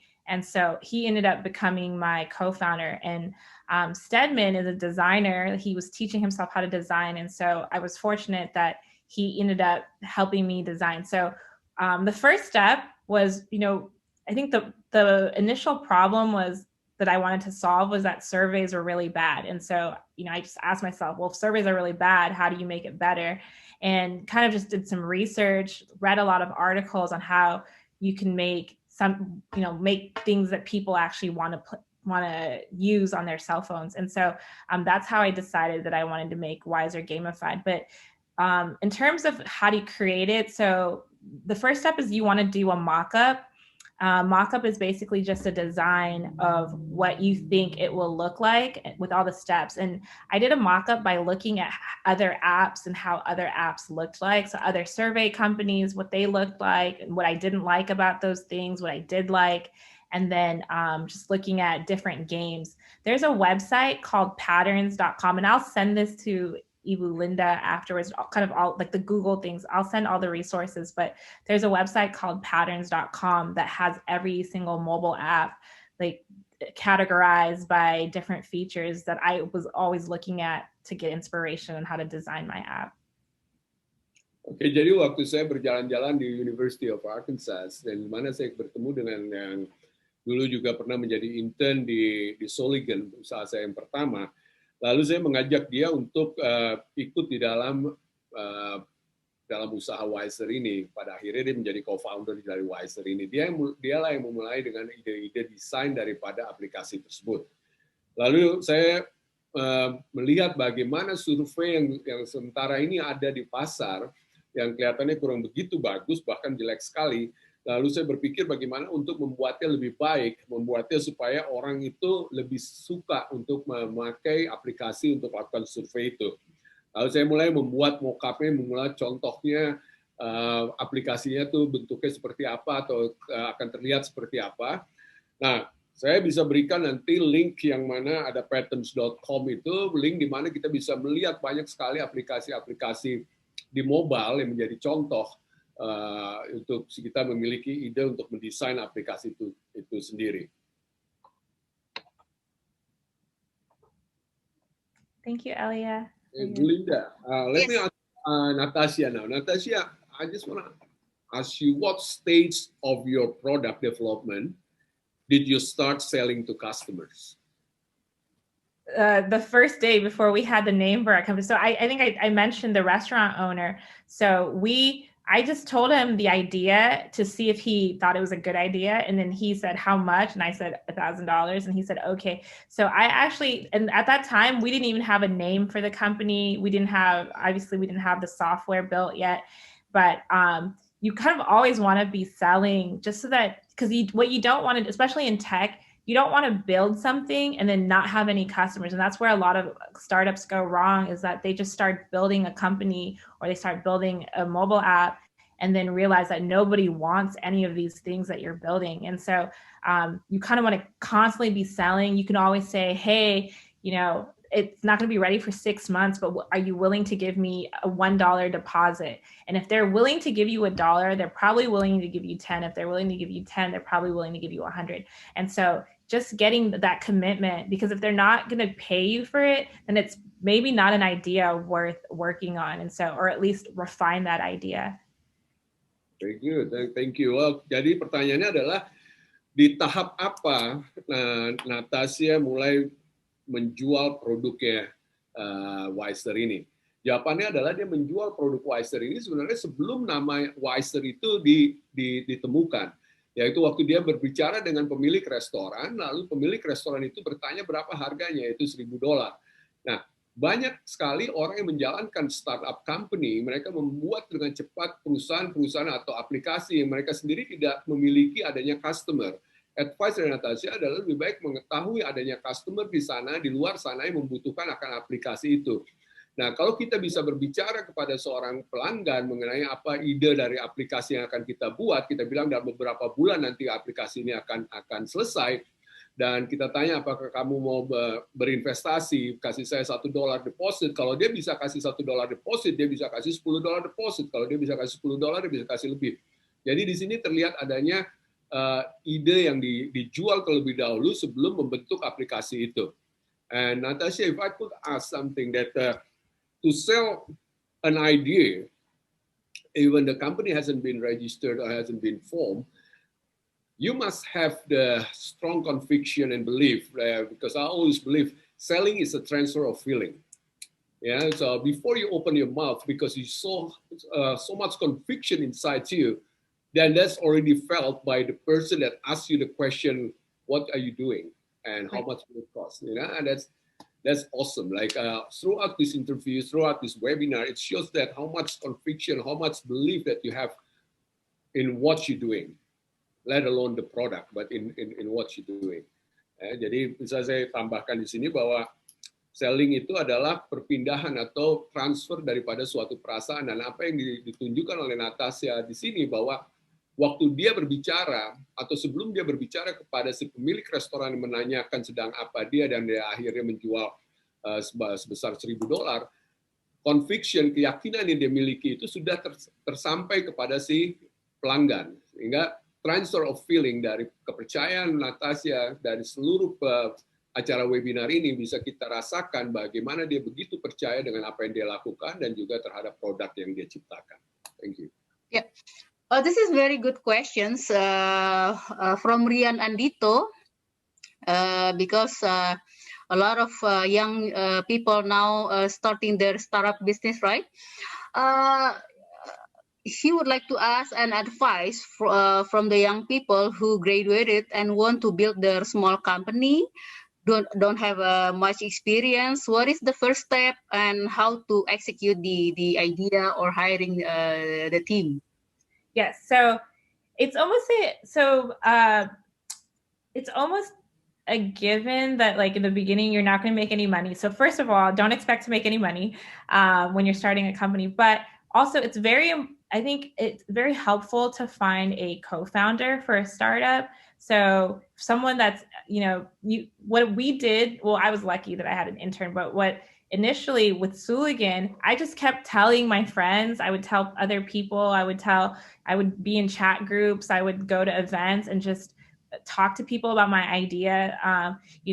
Usually you'll be able to find maybe another college student, another recent graduate that is equally excited about wanting to be part of a startup or start a startup, but they don't have an idea yet.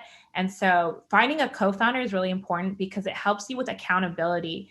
And so, having a co-founder will make sure, even when you don't want to work, they'll make sure that you're working. They'll, when things are hard, when you get the 99 no's from an investor, that co-founder is right there. And that's what Stedman was for me. It was just, he was constantly with me throughout all of the struggles. He was always there, and helps you make better decisions also. So I would definitely say find a co-founder in the very beginning. Oke, jadi langkah pertama menurut Natasia untuk bagaimana bisa memulai suatu startup yang akan berhasil nantinya adalah harus mengerti lebih dahulu bahwa pada awalnya perusahaan itu tidak akan membuat uang, tidak akan membuat penghasilan, dan sangat-sangat dibutuhkan untuk memiliki seorang co-founder atau partner kerja.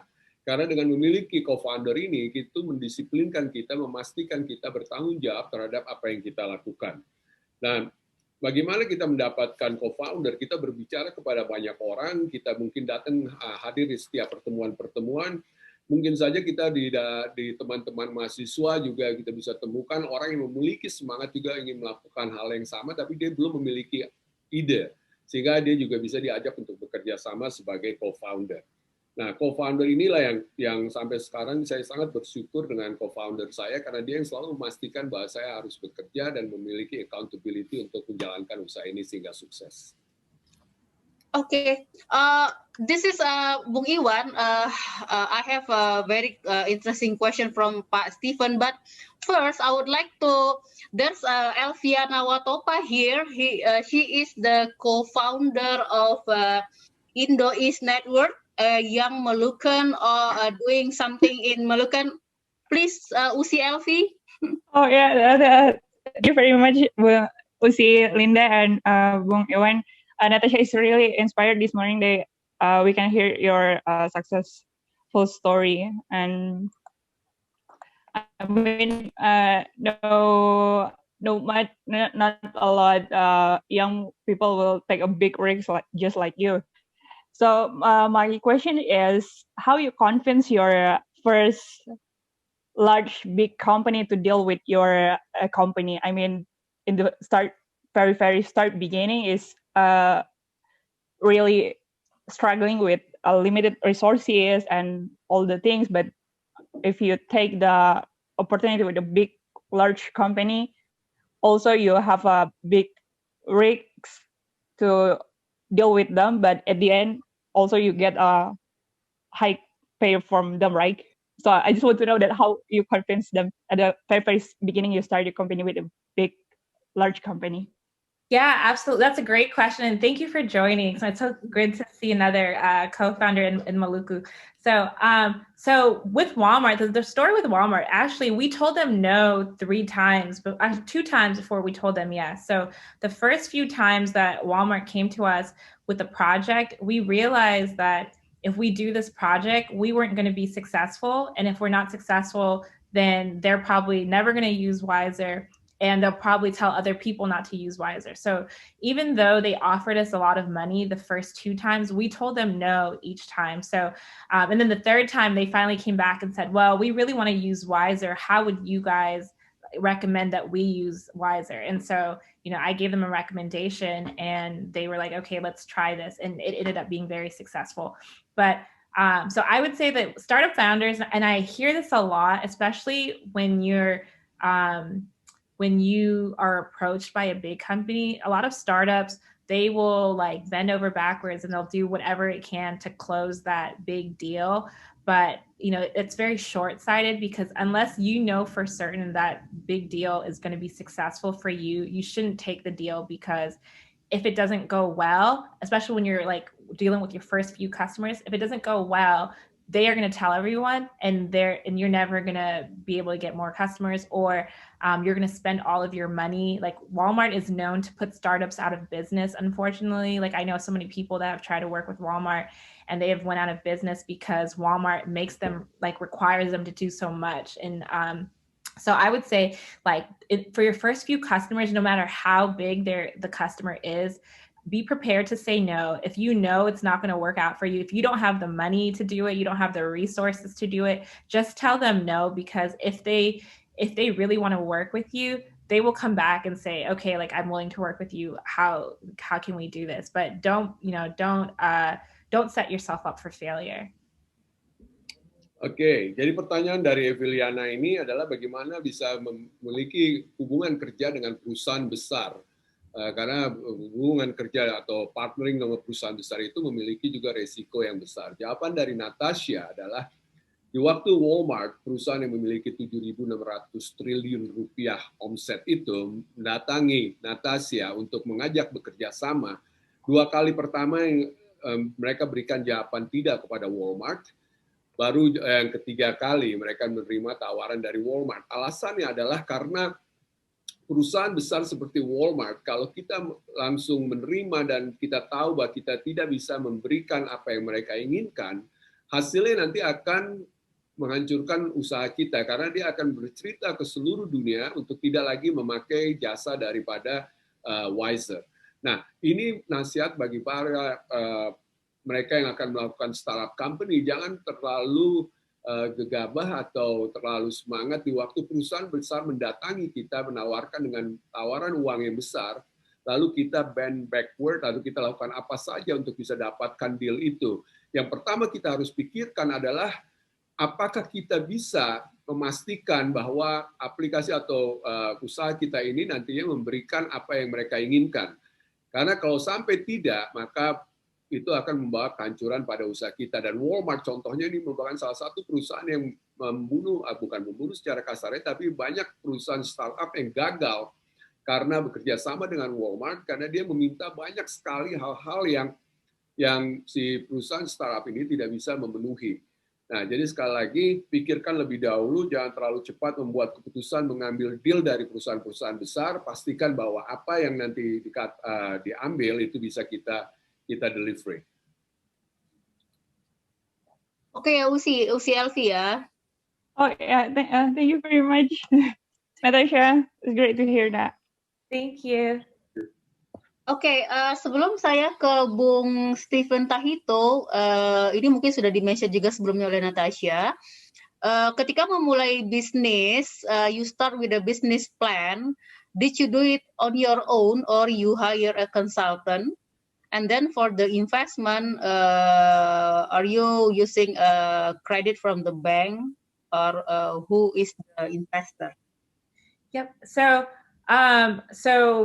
our business, so in startups, there is something called the lean canvas. It's basically a 1-page, it's like what most startups out here, at least in Silicon Valley, they use. So I will also send that to Iwan and Ibu Linda after this. But so the lean canvas is just 1 page, and it helps you highlight all of the main parts of a business that you need just to get started.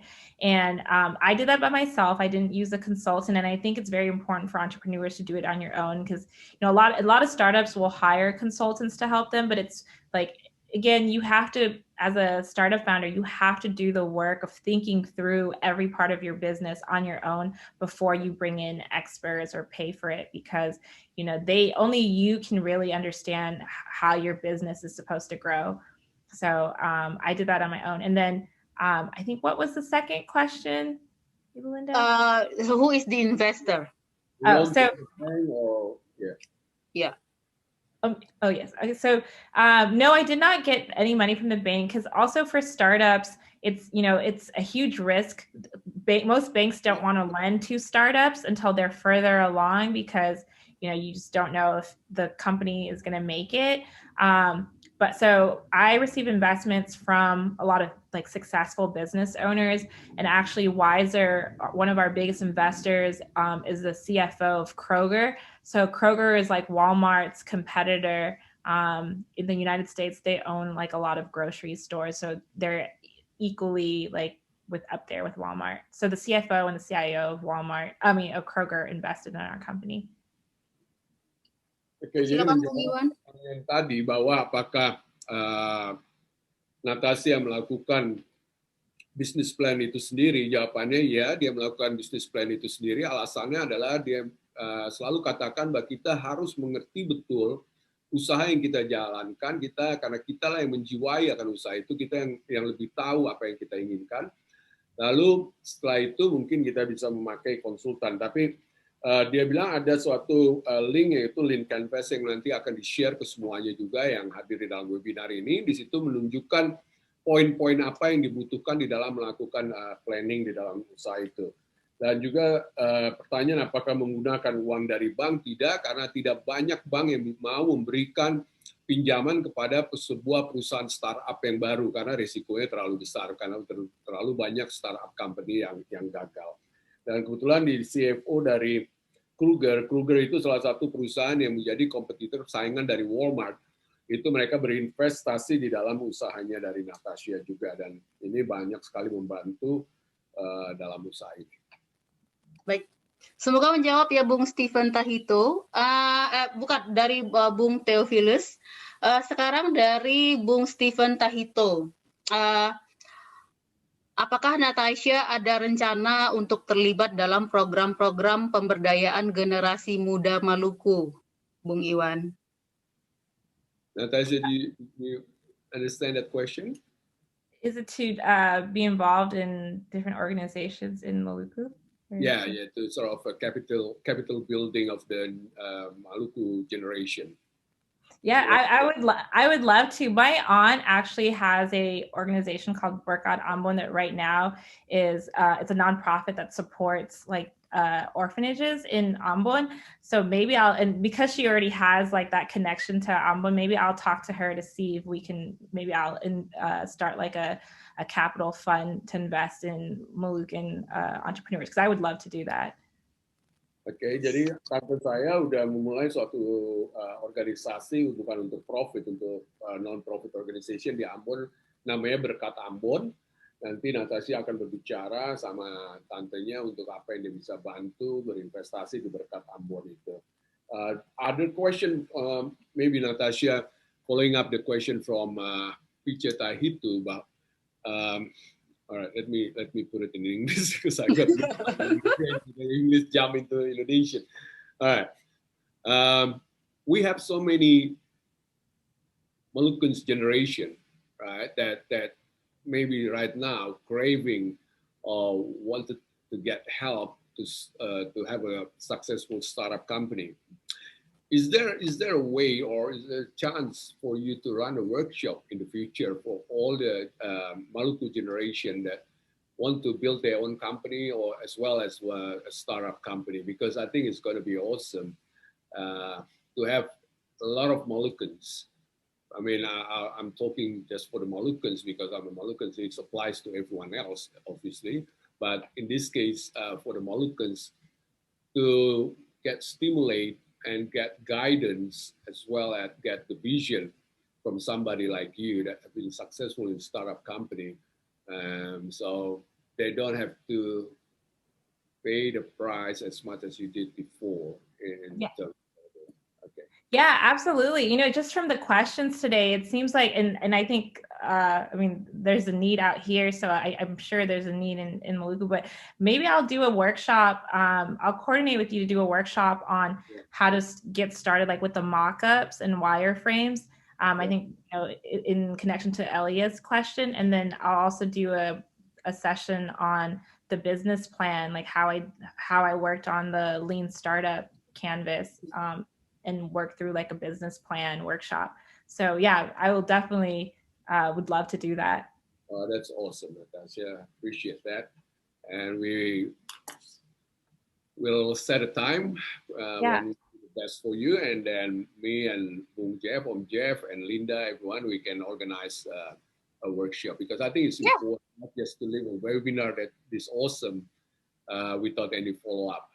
I'm pretty sure I'm talking on behalf of all the young generation in Maluku, like Elia, Elviliana, and all others that I haven't seen in the screen, but they're all excited. They all want to do something. They all want to move forward, and to have a mentor, to have someone like you that already proven successful in your field, that will help so much.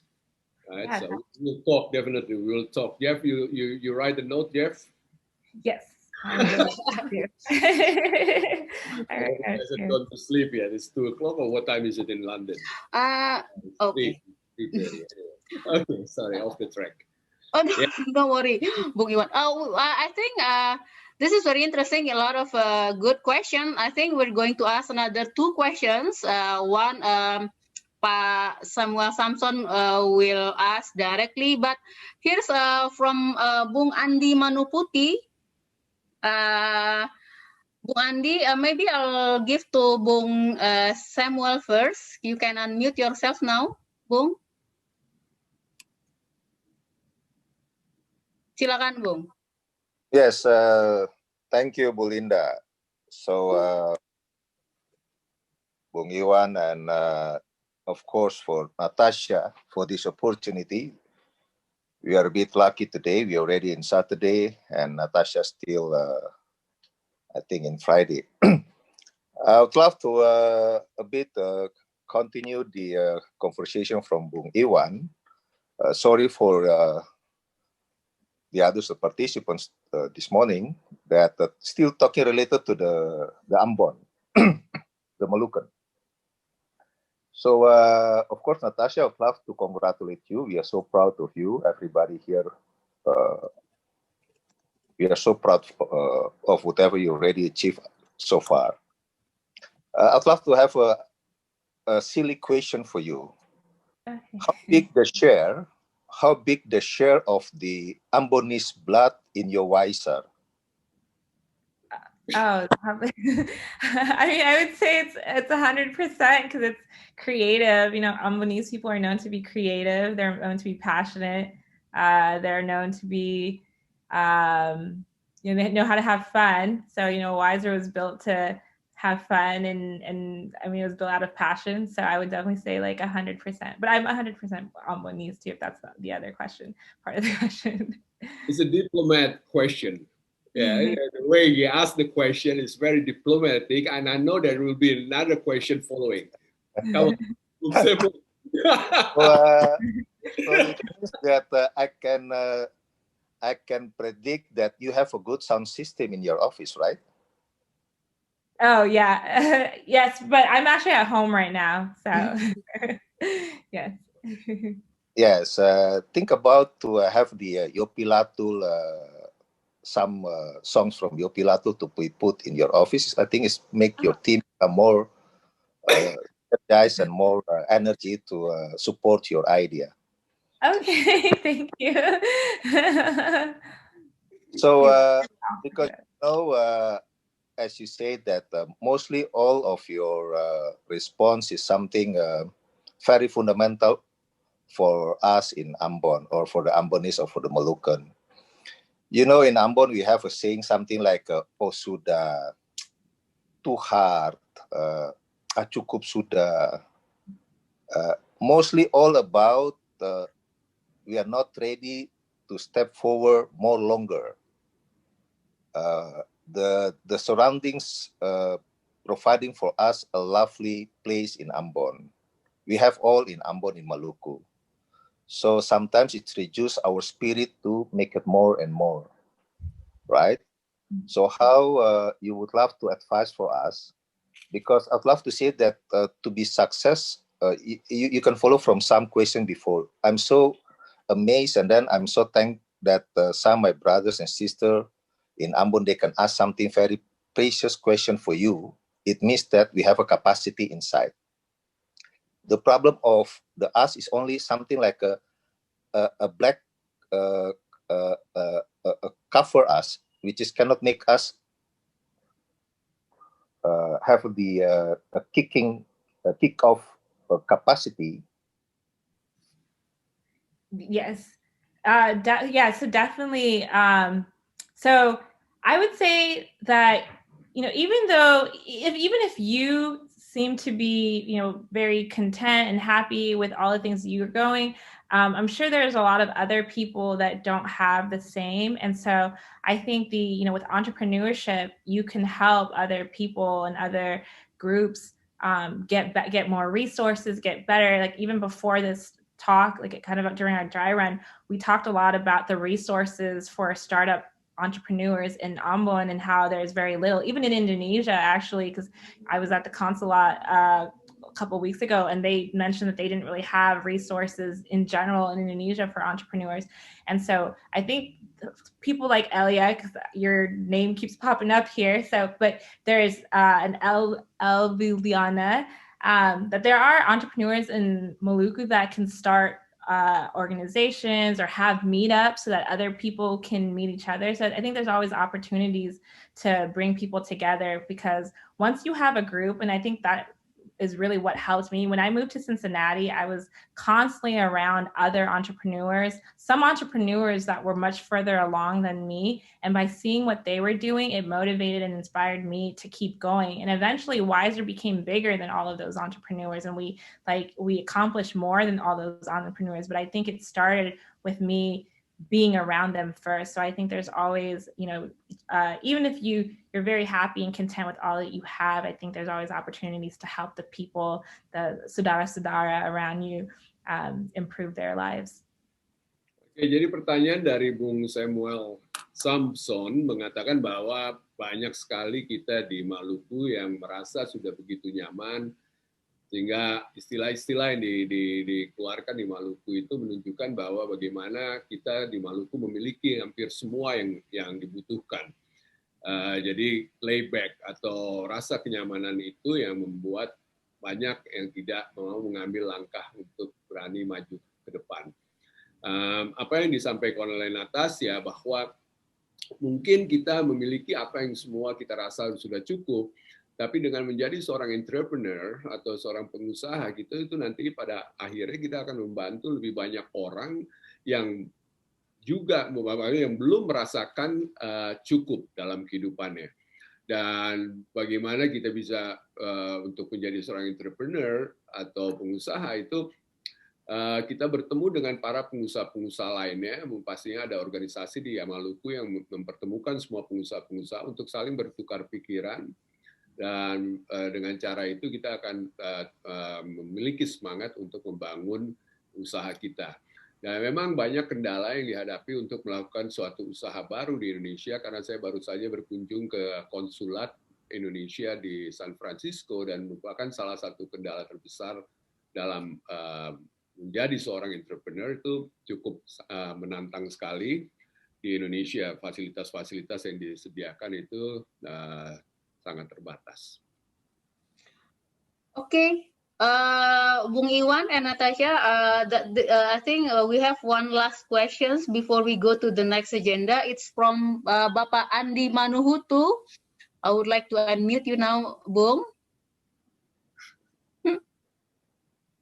Yeah, what's funny was my last name was called Manuputi. Belum lolos nih jadi orang Ambon ya, Bung. Bung Jackie would be offended.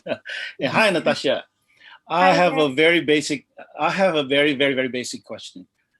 When you told us that you were sharing your ideas, either Suligan or or Wyzerr to your friends or amongst people that you met, aren't you afraid at that time that someone would steal your idea? How do you prevent that? You know, in the beginning, I did. So when I was like my first few, you know, kind of months as an entrepreneur, I was very scared to talk to people. Actually, my best friend and like the co-founder and we actually met in the parking lot in our car because we were so afraid that someone would hear us talking about the idea for Suligan. But in the end, you know, what I realized over time is that a lot of people have great ideas. Like most of the companies around here, you know, like other people have had the idea, but it's really like your gumption and your passion that sets an entrepreneur from someone that just has an idea. So, you know, I actually decided to go and build my idea, but I'm sure other people have thought about, oh, we should make surveys fun. And so I think it ultimately what I realized is that some people just have ideas all day. Like there are people that have great ideas all day, but it's really like taking the time and taking the action and doing that leap of faith, quitting my job, like moving to Arkansas, like all of those things that actually builds up a company. Like it's not enough to just have an idea. And so after that, like I just told everybody about my idea because I'm like, well, if you work on it, great. Maybe I'll come work for you if my idea doesn't work out, you know? So yeah. And I think in closure also that someone can steal your idea, but if they don't have the soul of doing it, then it will be a failure. Okay, thanks Natasia. Thank you. Thank you, Bung Andi. Jadi pertanyaan dari Bung Andi, apakah ada rasa kekhawatiran kalau kita membahas mengenai ide-ide kita kepada orang lain, bahwa orang lain akan mengambil ide itu dan jalankan usaha itu? Jawaban dari Natasia adalah banyak orang yang memiliki ide, tapi tidak banyak orang yang menjalankan secara betul-betul, memberikan semua waktu dan pikirannya. Bahkan Natasia meninggalkan pekerjaannya atau juga studinya dia hanya untuk dia berikan semuanya untuk jalankan ide yang dia punya, sehingga itu yang membedakan dia dengan mereka-mereka yang begitu banyak. Dan oleh karena itu dia selalu dengan berani menceritakan idenya kepada banyak orang. Bahkan dia mengatakan, oke, kalau seandainya ide saya nggak bekerja, ide yang kamu punya itu kamu bekerja, saya bekerja untuk kamu deh. Nah, di sini beda apa yang Natasia lakukan, memiliki rasa secure terhadap apa ide yang dia buat, karena bukan hanya berupa ide saja, tapi dia sendiri jalankan dan eksekusi ide itu menjadi suatu usaha yang berhasil. Baik, saya rasa kita terima kasih Bung Andi, semoga terjawab ya Bung. Saya rasa kita akan lanjut ke kuis berikutnya, Bung Iwan ya. Boleh. Terakhir saya tanya. Yes. Terakhir saya tanya Natasia. Natasia, do you have an exit plan, and what is your exit plan? Yeah, you know, the goal is always to I guess for entrepreneurs, at least for a lot of entrepreneurs that I talk to, is to start a investment fund of my own and help entrepreneurs in a way that I really could have utilized. So like for me, because I moved around so much, housing was like a big issue for me. So like I was constantly living with like my friends. I was living on like someone's couch while I was starting my company. And so I think, you know, once I start my own investment fund, like one of the things that I'm like going to invest in is probably more real estate so that startup founders can live in the apartment and for free while they work on their company. Because I think if you don't have to worry about like food and housing, then you can focus on your company much more. And actually, I've been talking to my brother about buying real estate in Ambon. So hopefully that becomes a reality in the next year or two, that I'll actually be able to start it maybe in Ambon. That's great. You can talk to Jeff. There's a piece of land in Hutumuri. I think he's thinking of selling that.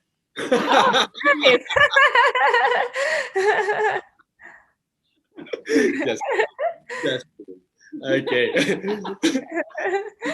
From the company point of view, Natasia, what will be the company exit plan?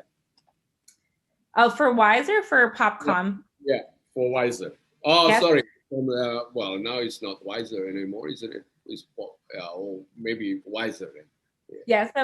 So with Wyzerr, I mean, even though Wyzerr is under Popcom, I still run it as if it's like its own, standalone company. And so I think the goal is to be acquired by a bigger company. Popcom is bigger than Wyzerr, but maybe by like a Walmart or a Kroger in the long run. So we're continuing to work with like the same customers, and hopefully then the deal becomes, rather than a couple million, like, because I receive a couple millions in my deal, maybe it's a couple billions in that deal. So the goal is to always grow more. Oke.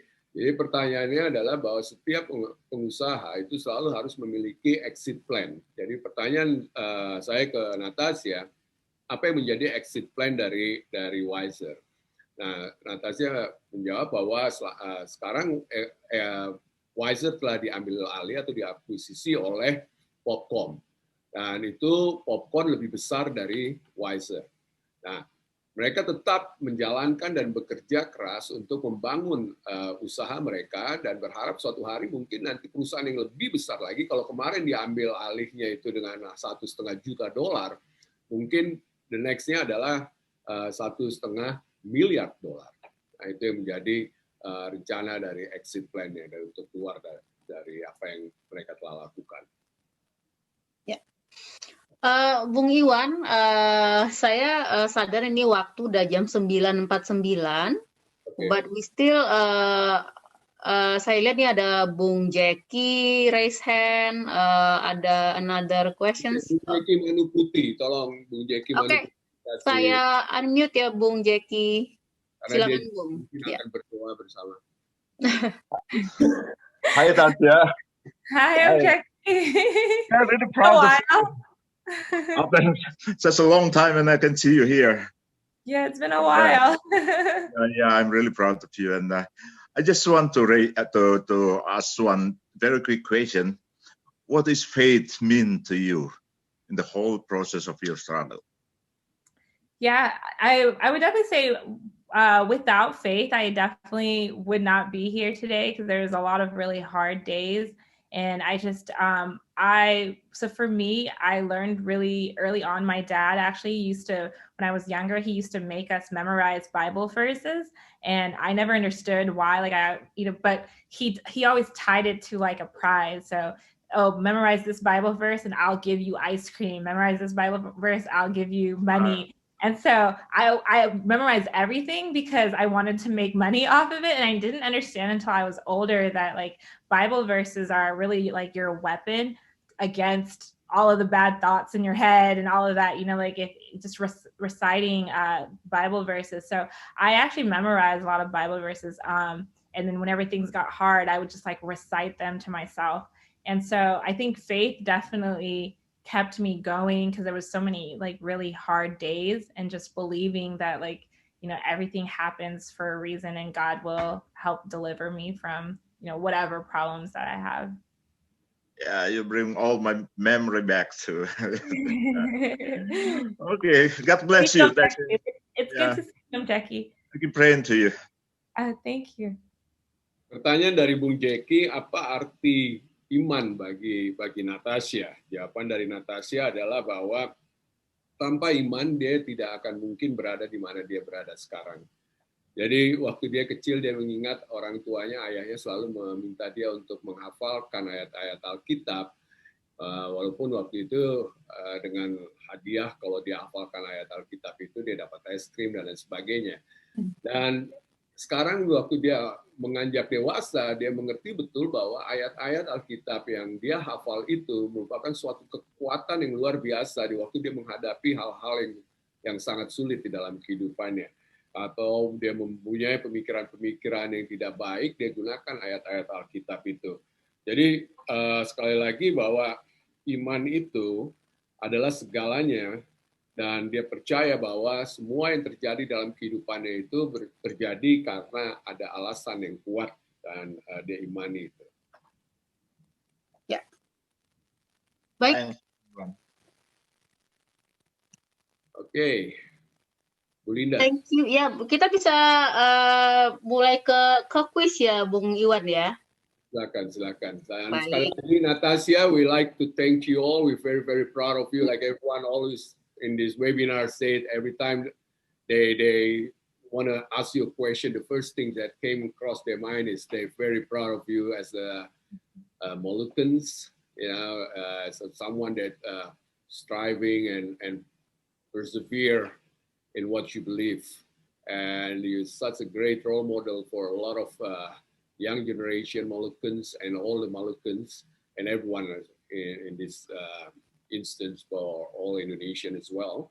So let's work together to help the Moluccans, to start the workshop, and we will love to see many Natasia Maliholo in the future. That people that will go out there and make the difference and take the risk and be a successful entrepreneur and then tell the world their story that's so inspiring.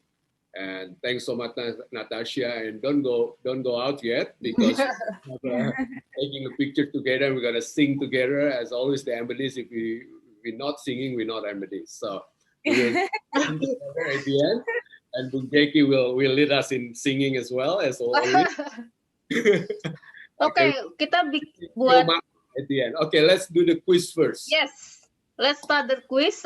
Bapak Ibu semua, kita akan memulai quiz.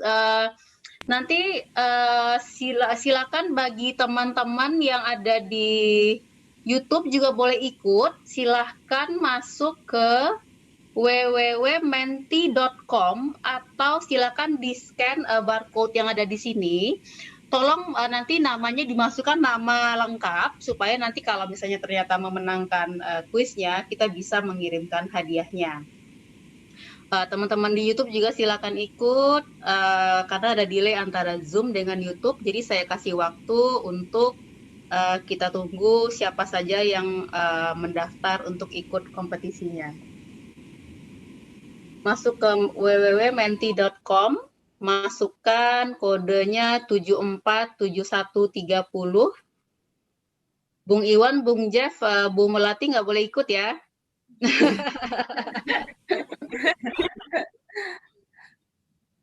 Oke, kalau sudah pada masuk semua, kita bisa mulai kuisnya. Oke, baru ada 17 orang yang ikut kompetisi. Apakah masih ada? 20, 21,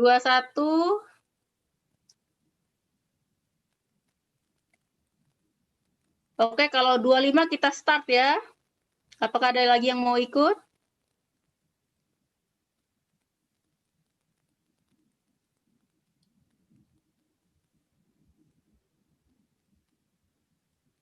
Oke, kita mulai ya. Waktunya 20 detik, silakan kita mulai sekarang.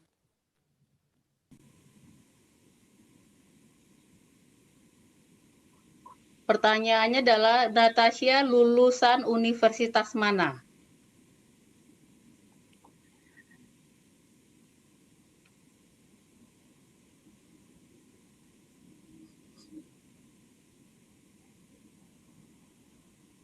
Yeay, ada 20 yang menjawab UC Berkeley. Coba kita lihat siapa pemenangnya.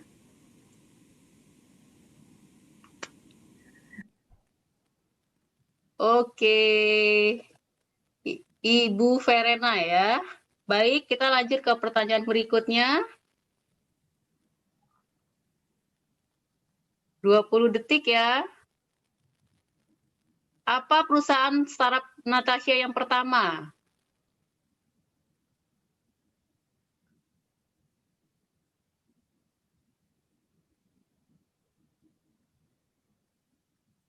Wah, ada 15 memilih Suligan. Coba kita lihat siapa pemenangnya.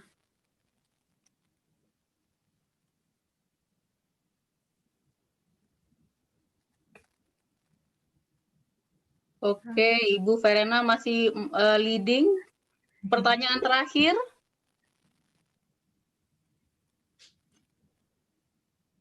Who acquired Wyzerr? Ayo, ada yang ingat tadi sempat disebut.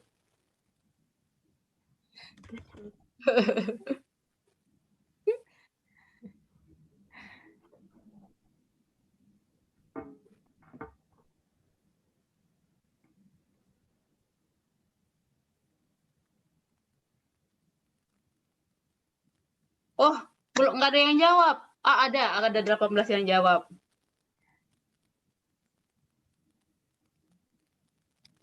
Yes, coba kita lihat siapa yang menang.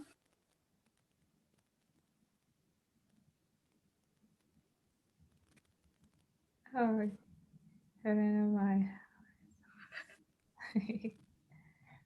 Yeay, Ibu Verena pemenangnya. Baik, nanti kita akan kirimkan hadiahnya ke Ibu Verena ya.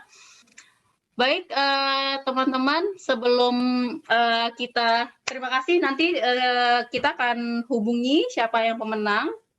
Terakhir, berhubungan dengan semangat yang kita lakukan melalui Bacarita dari Timur, kami dari Daya 5 juga tidak bosan-bosannya dalam rangka 75 tahun Indonesia.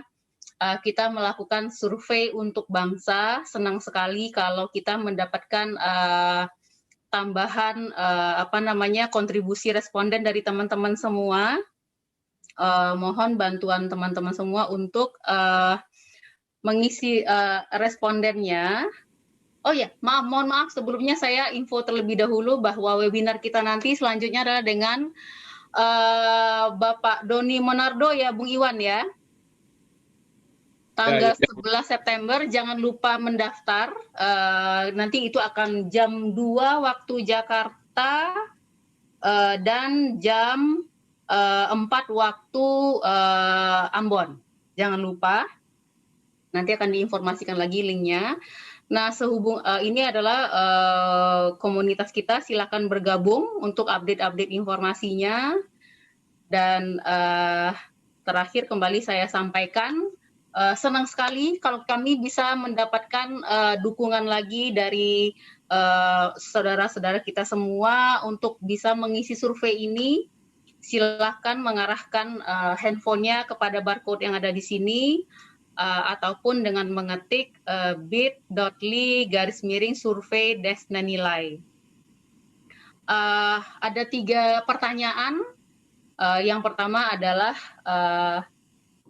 apa nilai-nilai atau prinsip-prinsip yang dipegang oleh teman-teman semua, yang 10 paling top 10 saja.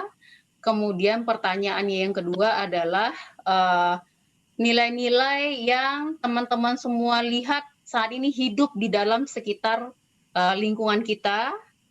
Dan yang terakhir adalah 10 yang diharapkan hadir di Indonesia. Senang sekali kalau teman-teman bisa mengisi ini sehingga kita bisa membuat Indonesia sebagai tempat yang menyenangkan bagi generasi kita yang akan datang. Itu saja dari saya.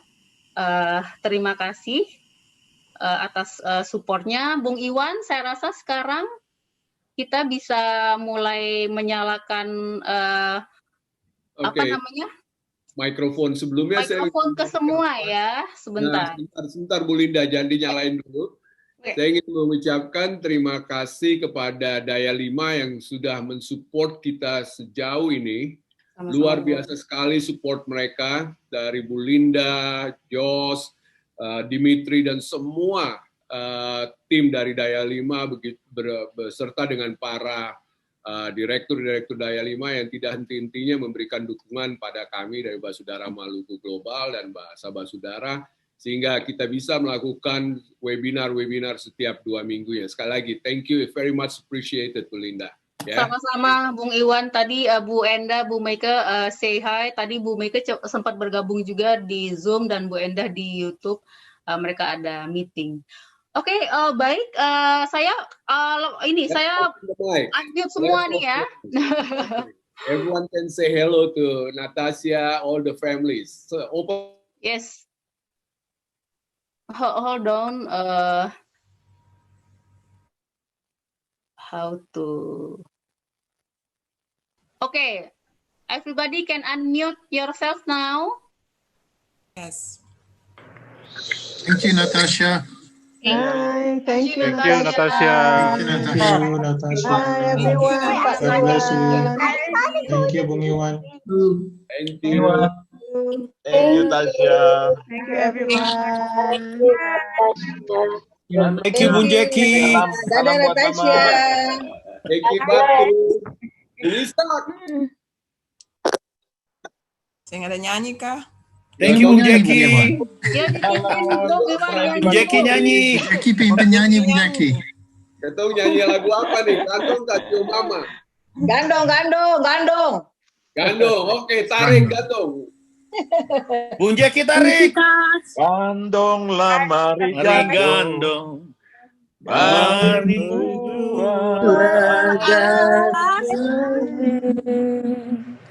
Beta mau bilang ale. Satu dua satu gandong. Hidup hadirin kakak, sungguh manislah ale rasa satu dua satu gandong.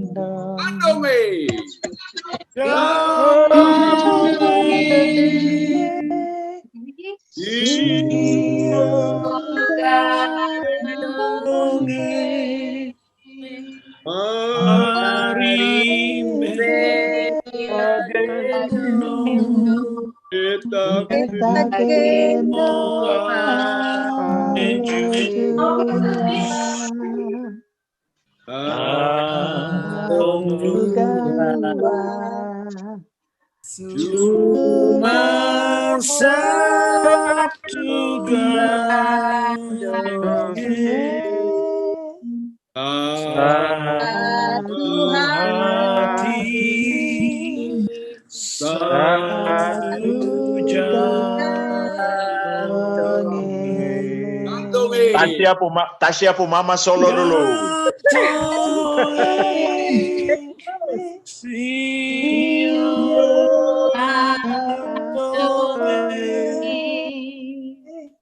Mari beta gendong, beta gendong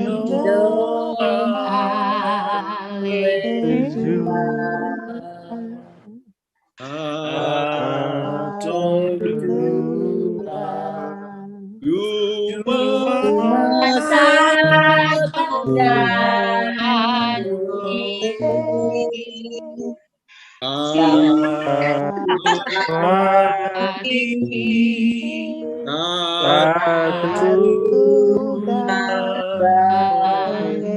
Coba maju Maluku. Thank you, everybody. Thank you. God bless you. Thank you. God bless y'all. Have a nice God bless you all. Bye, Cecil. Bye, Cecil. Have a blessed day, Natasia. Bye. Jeff, thank you. Ini yang cerita di Kinta lama nih, cerita di Kinta lama nih. Boleh.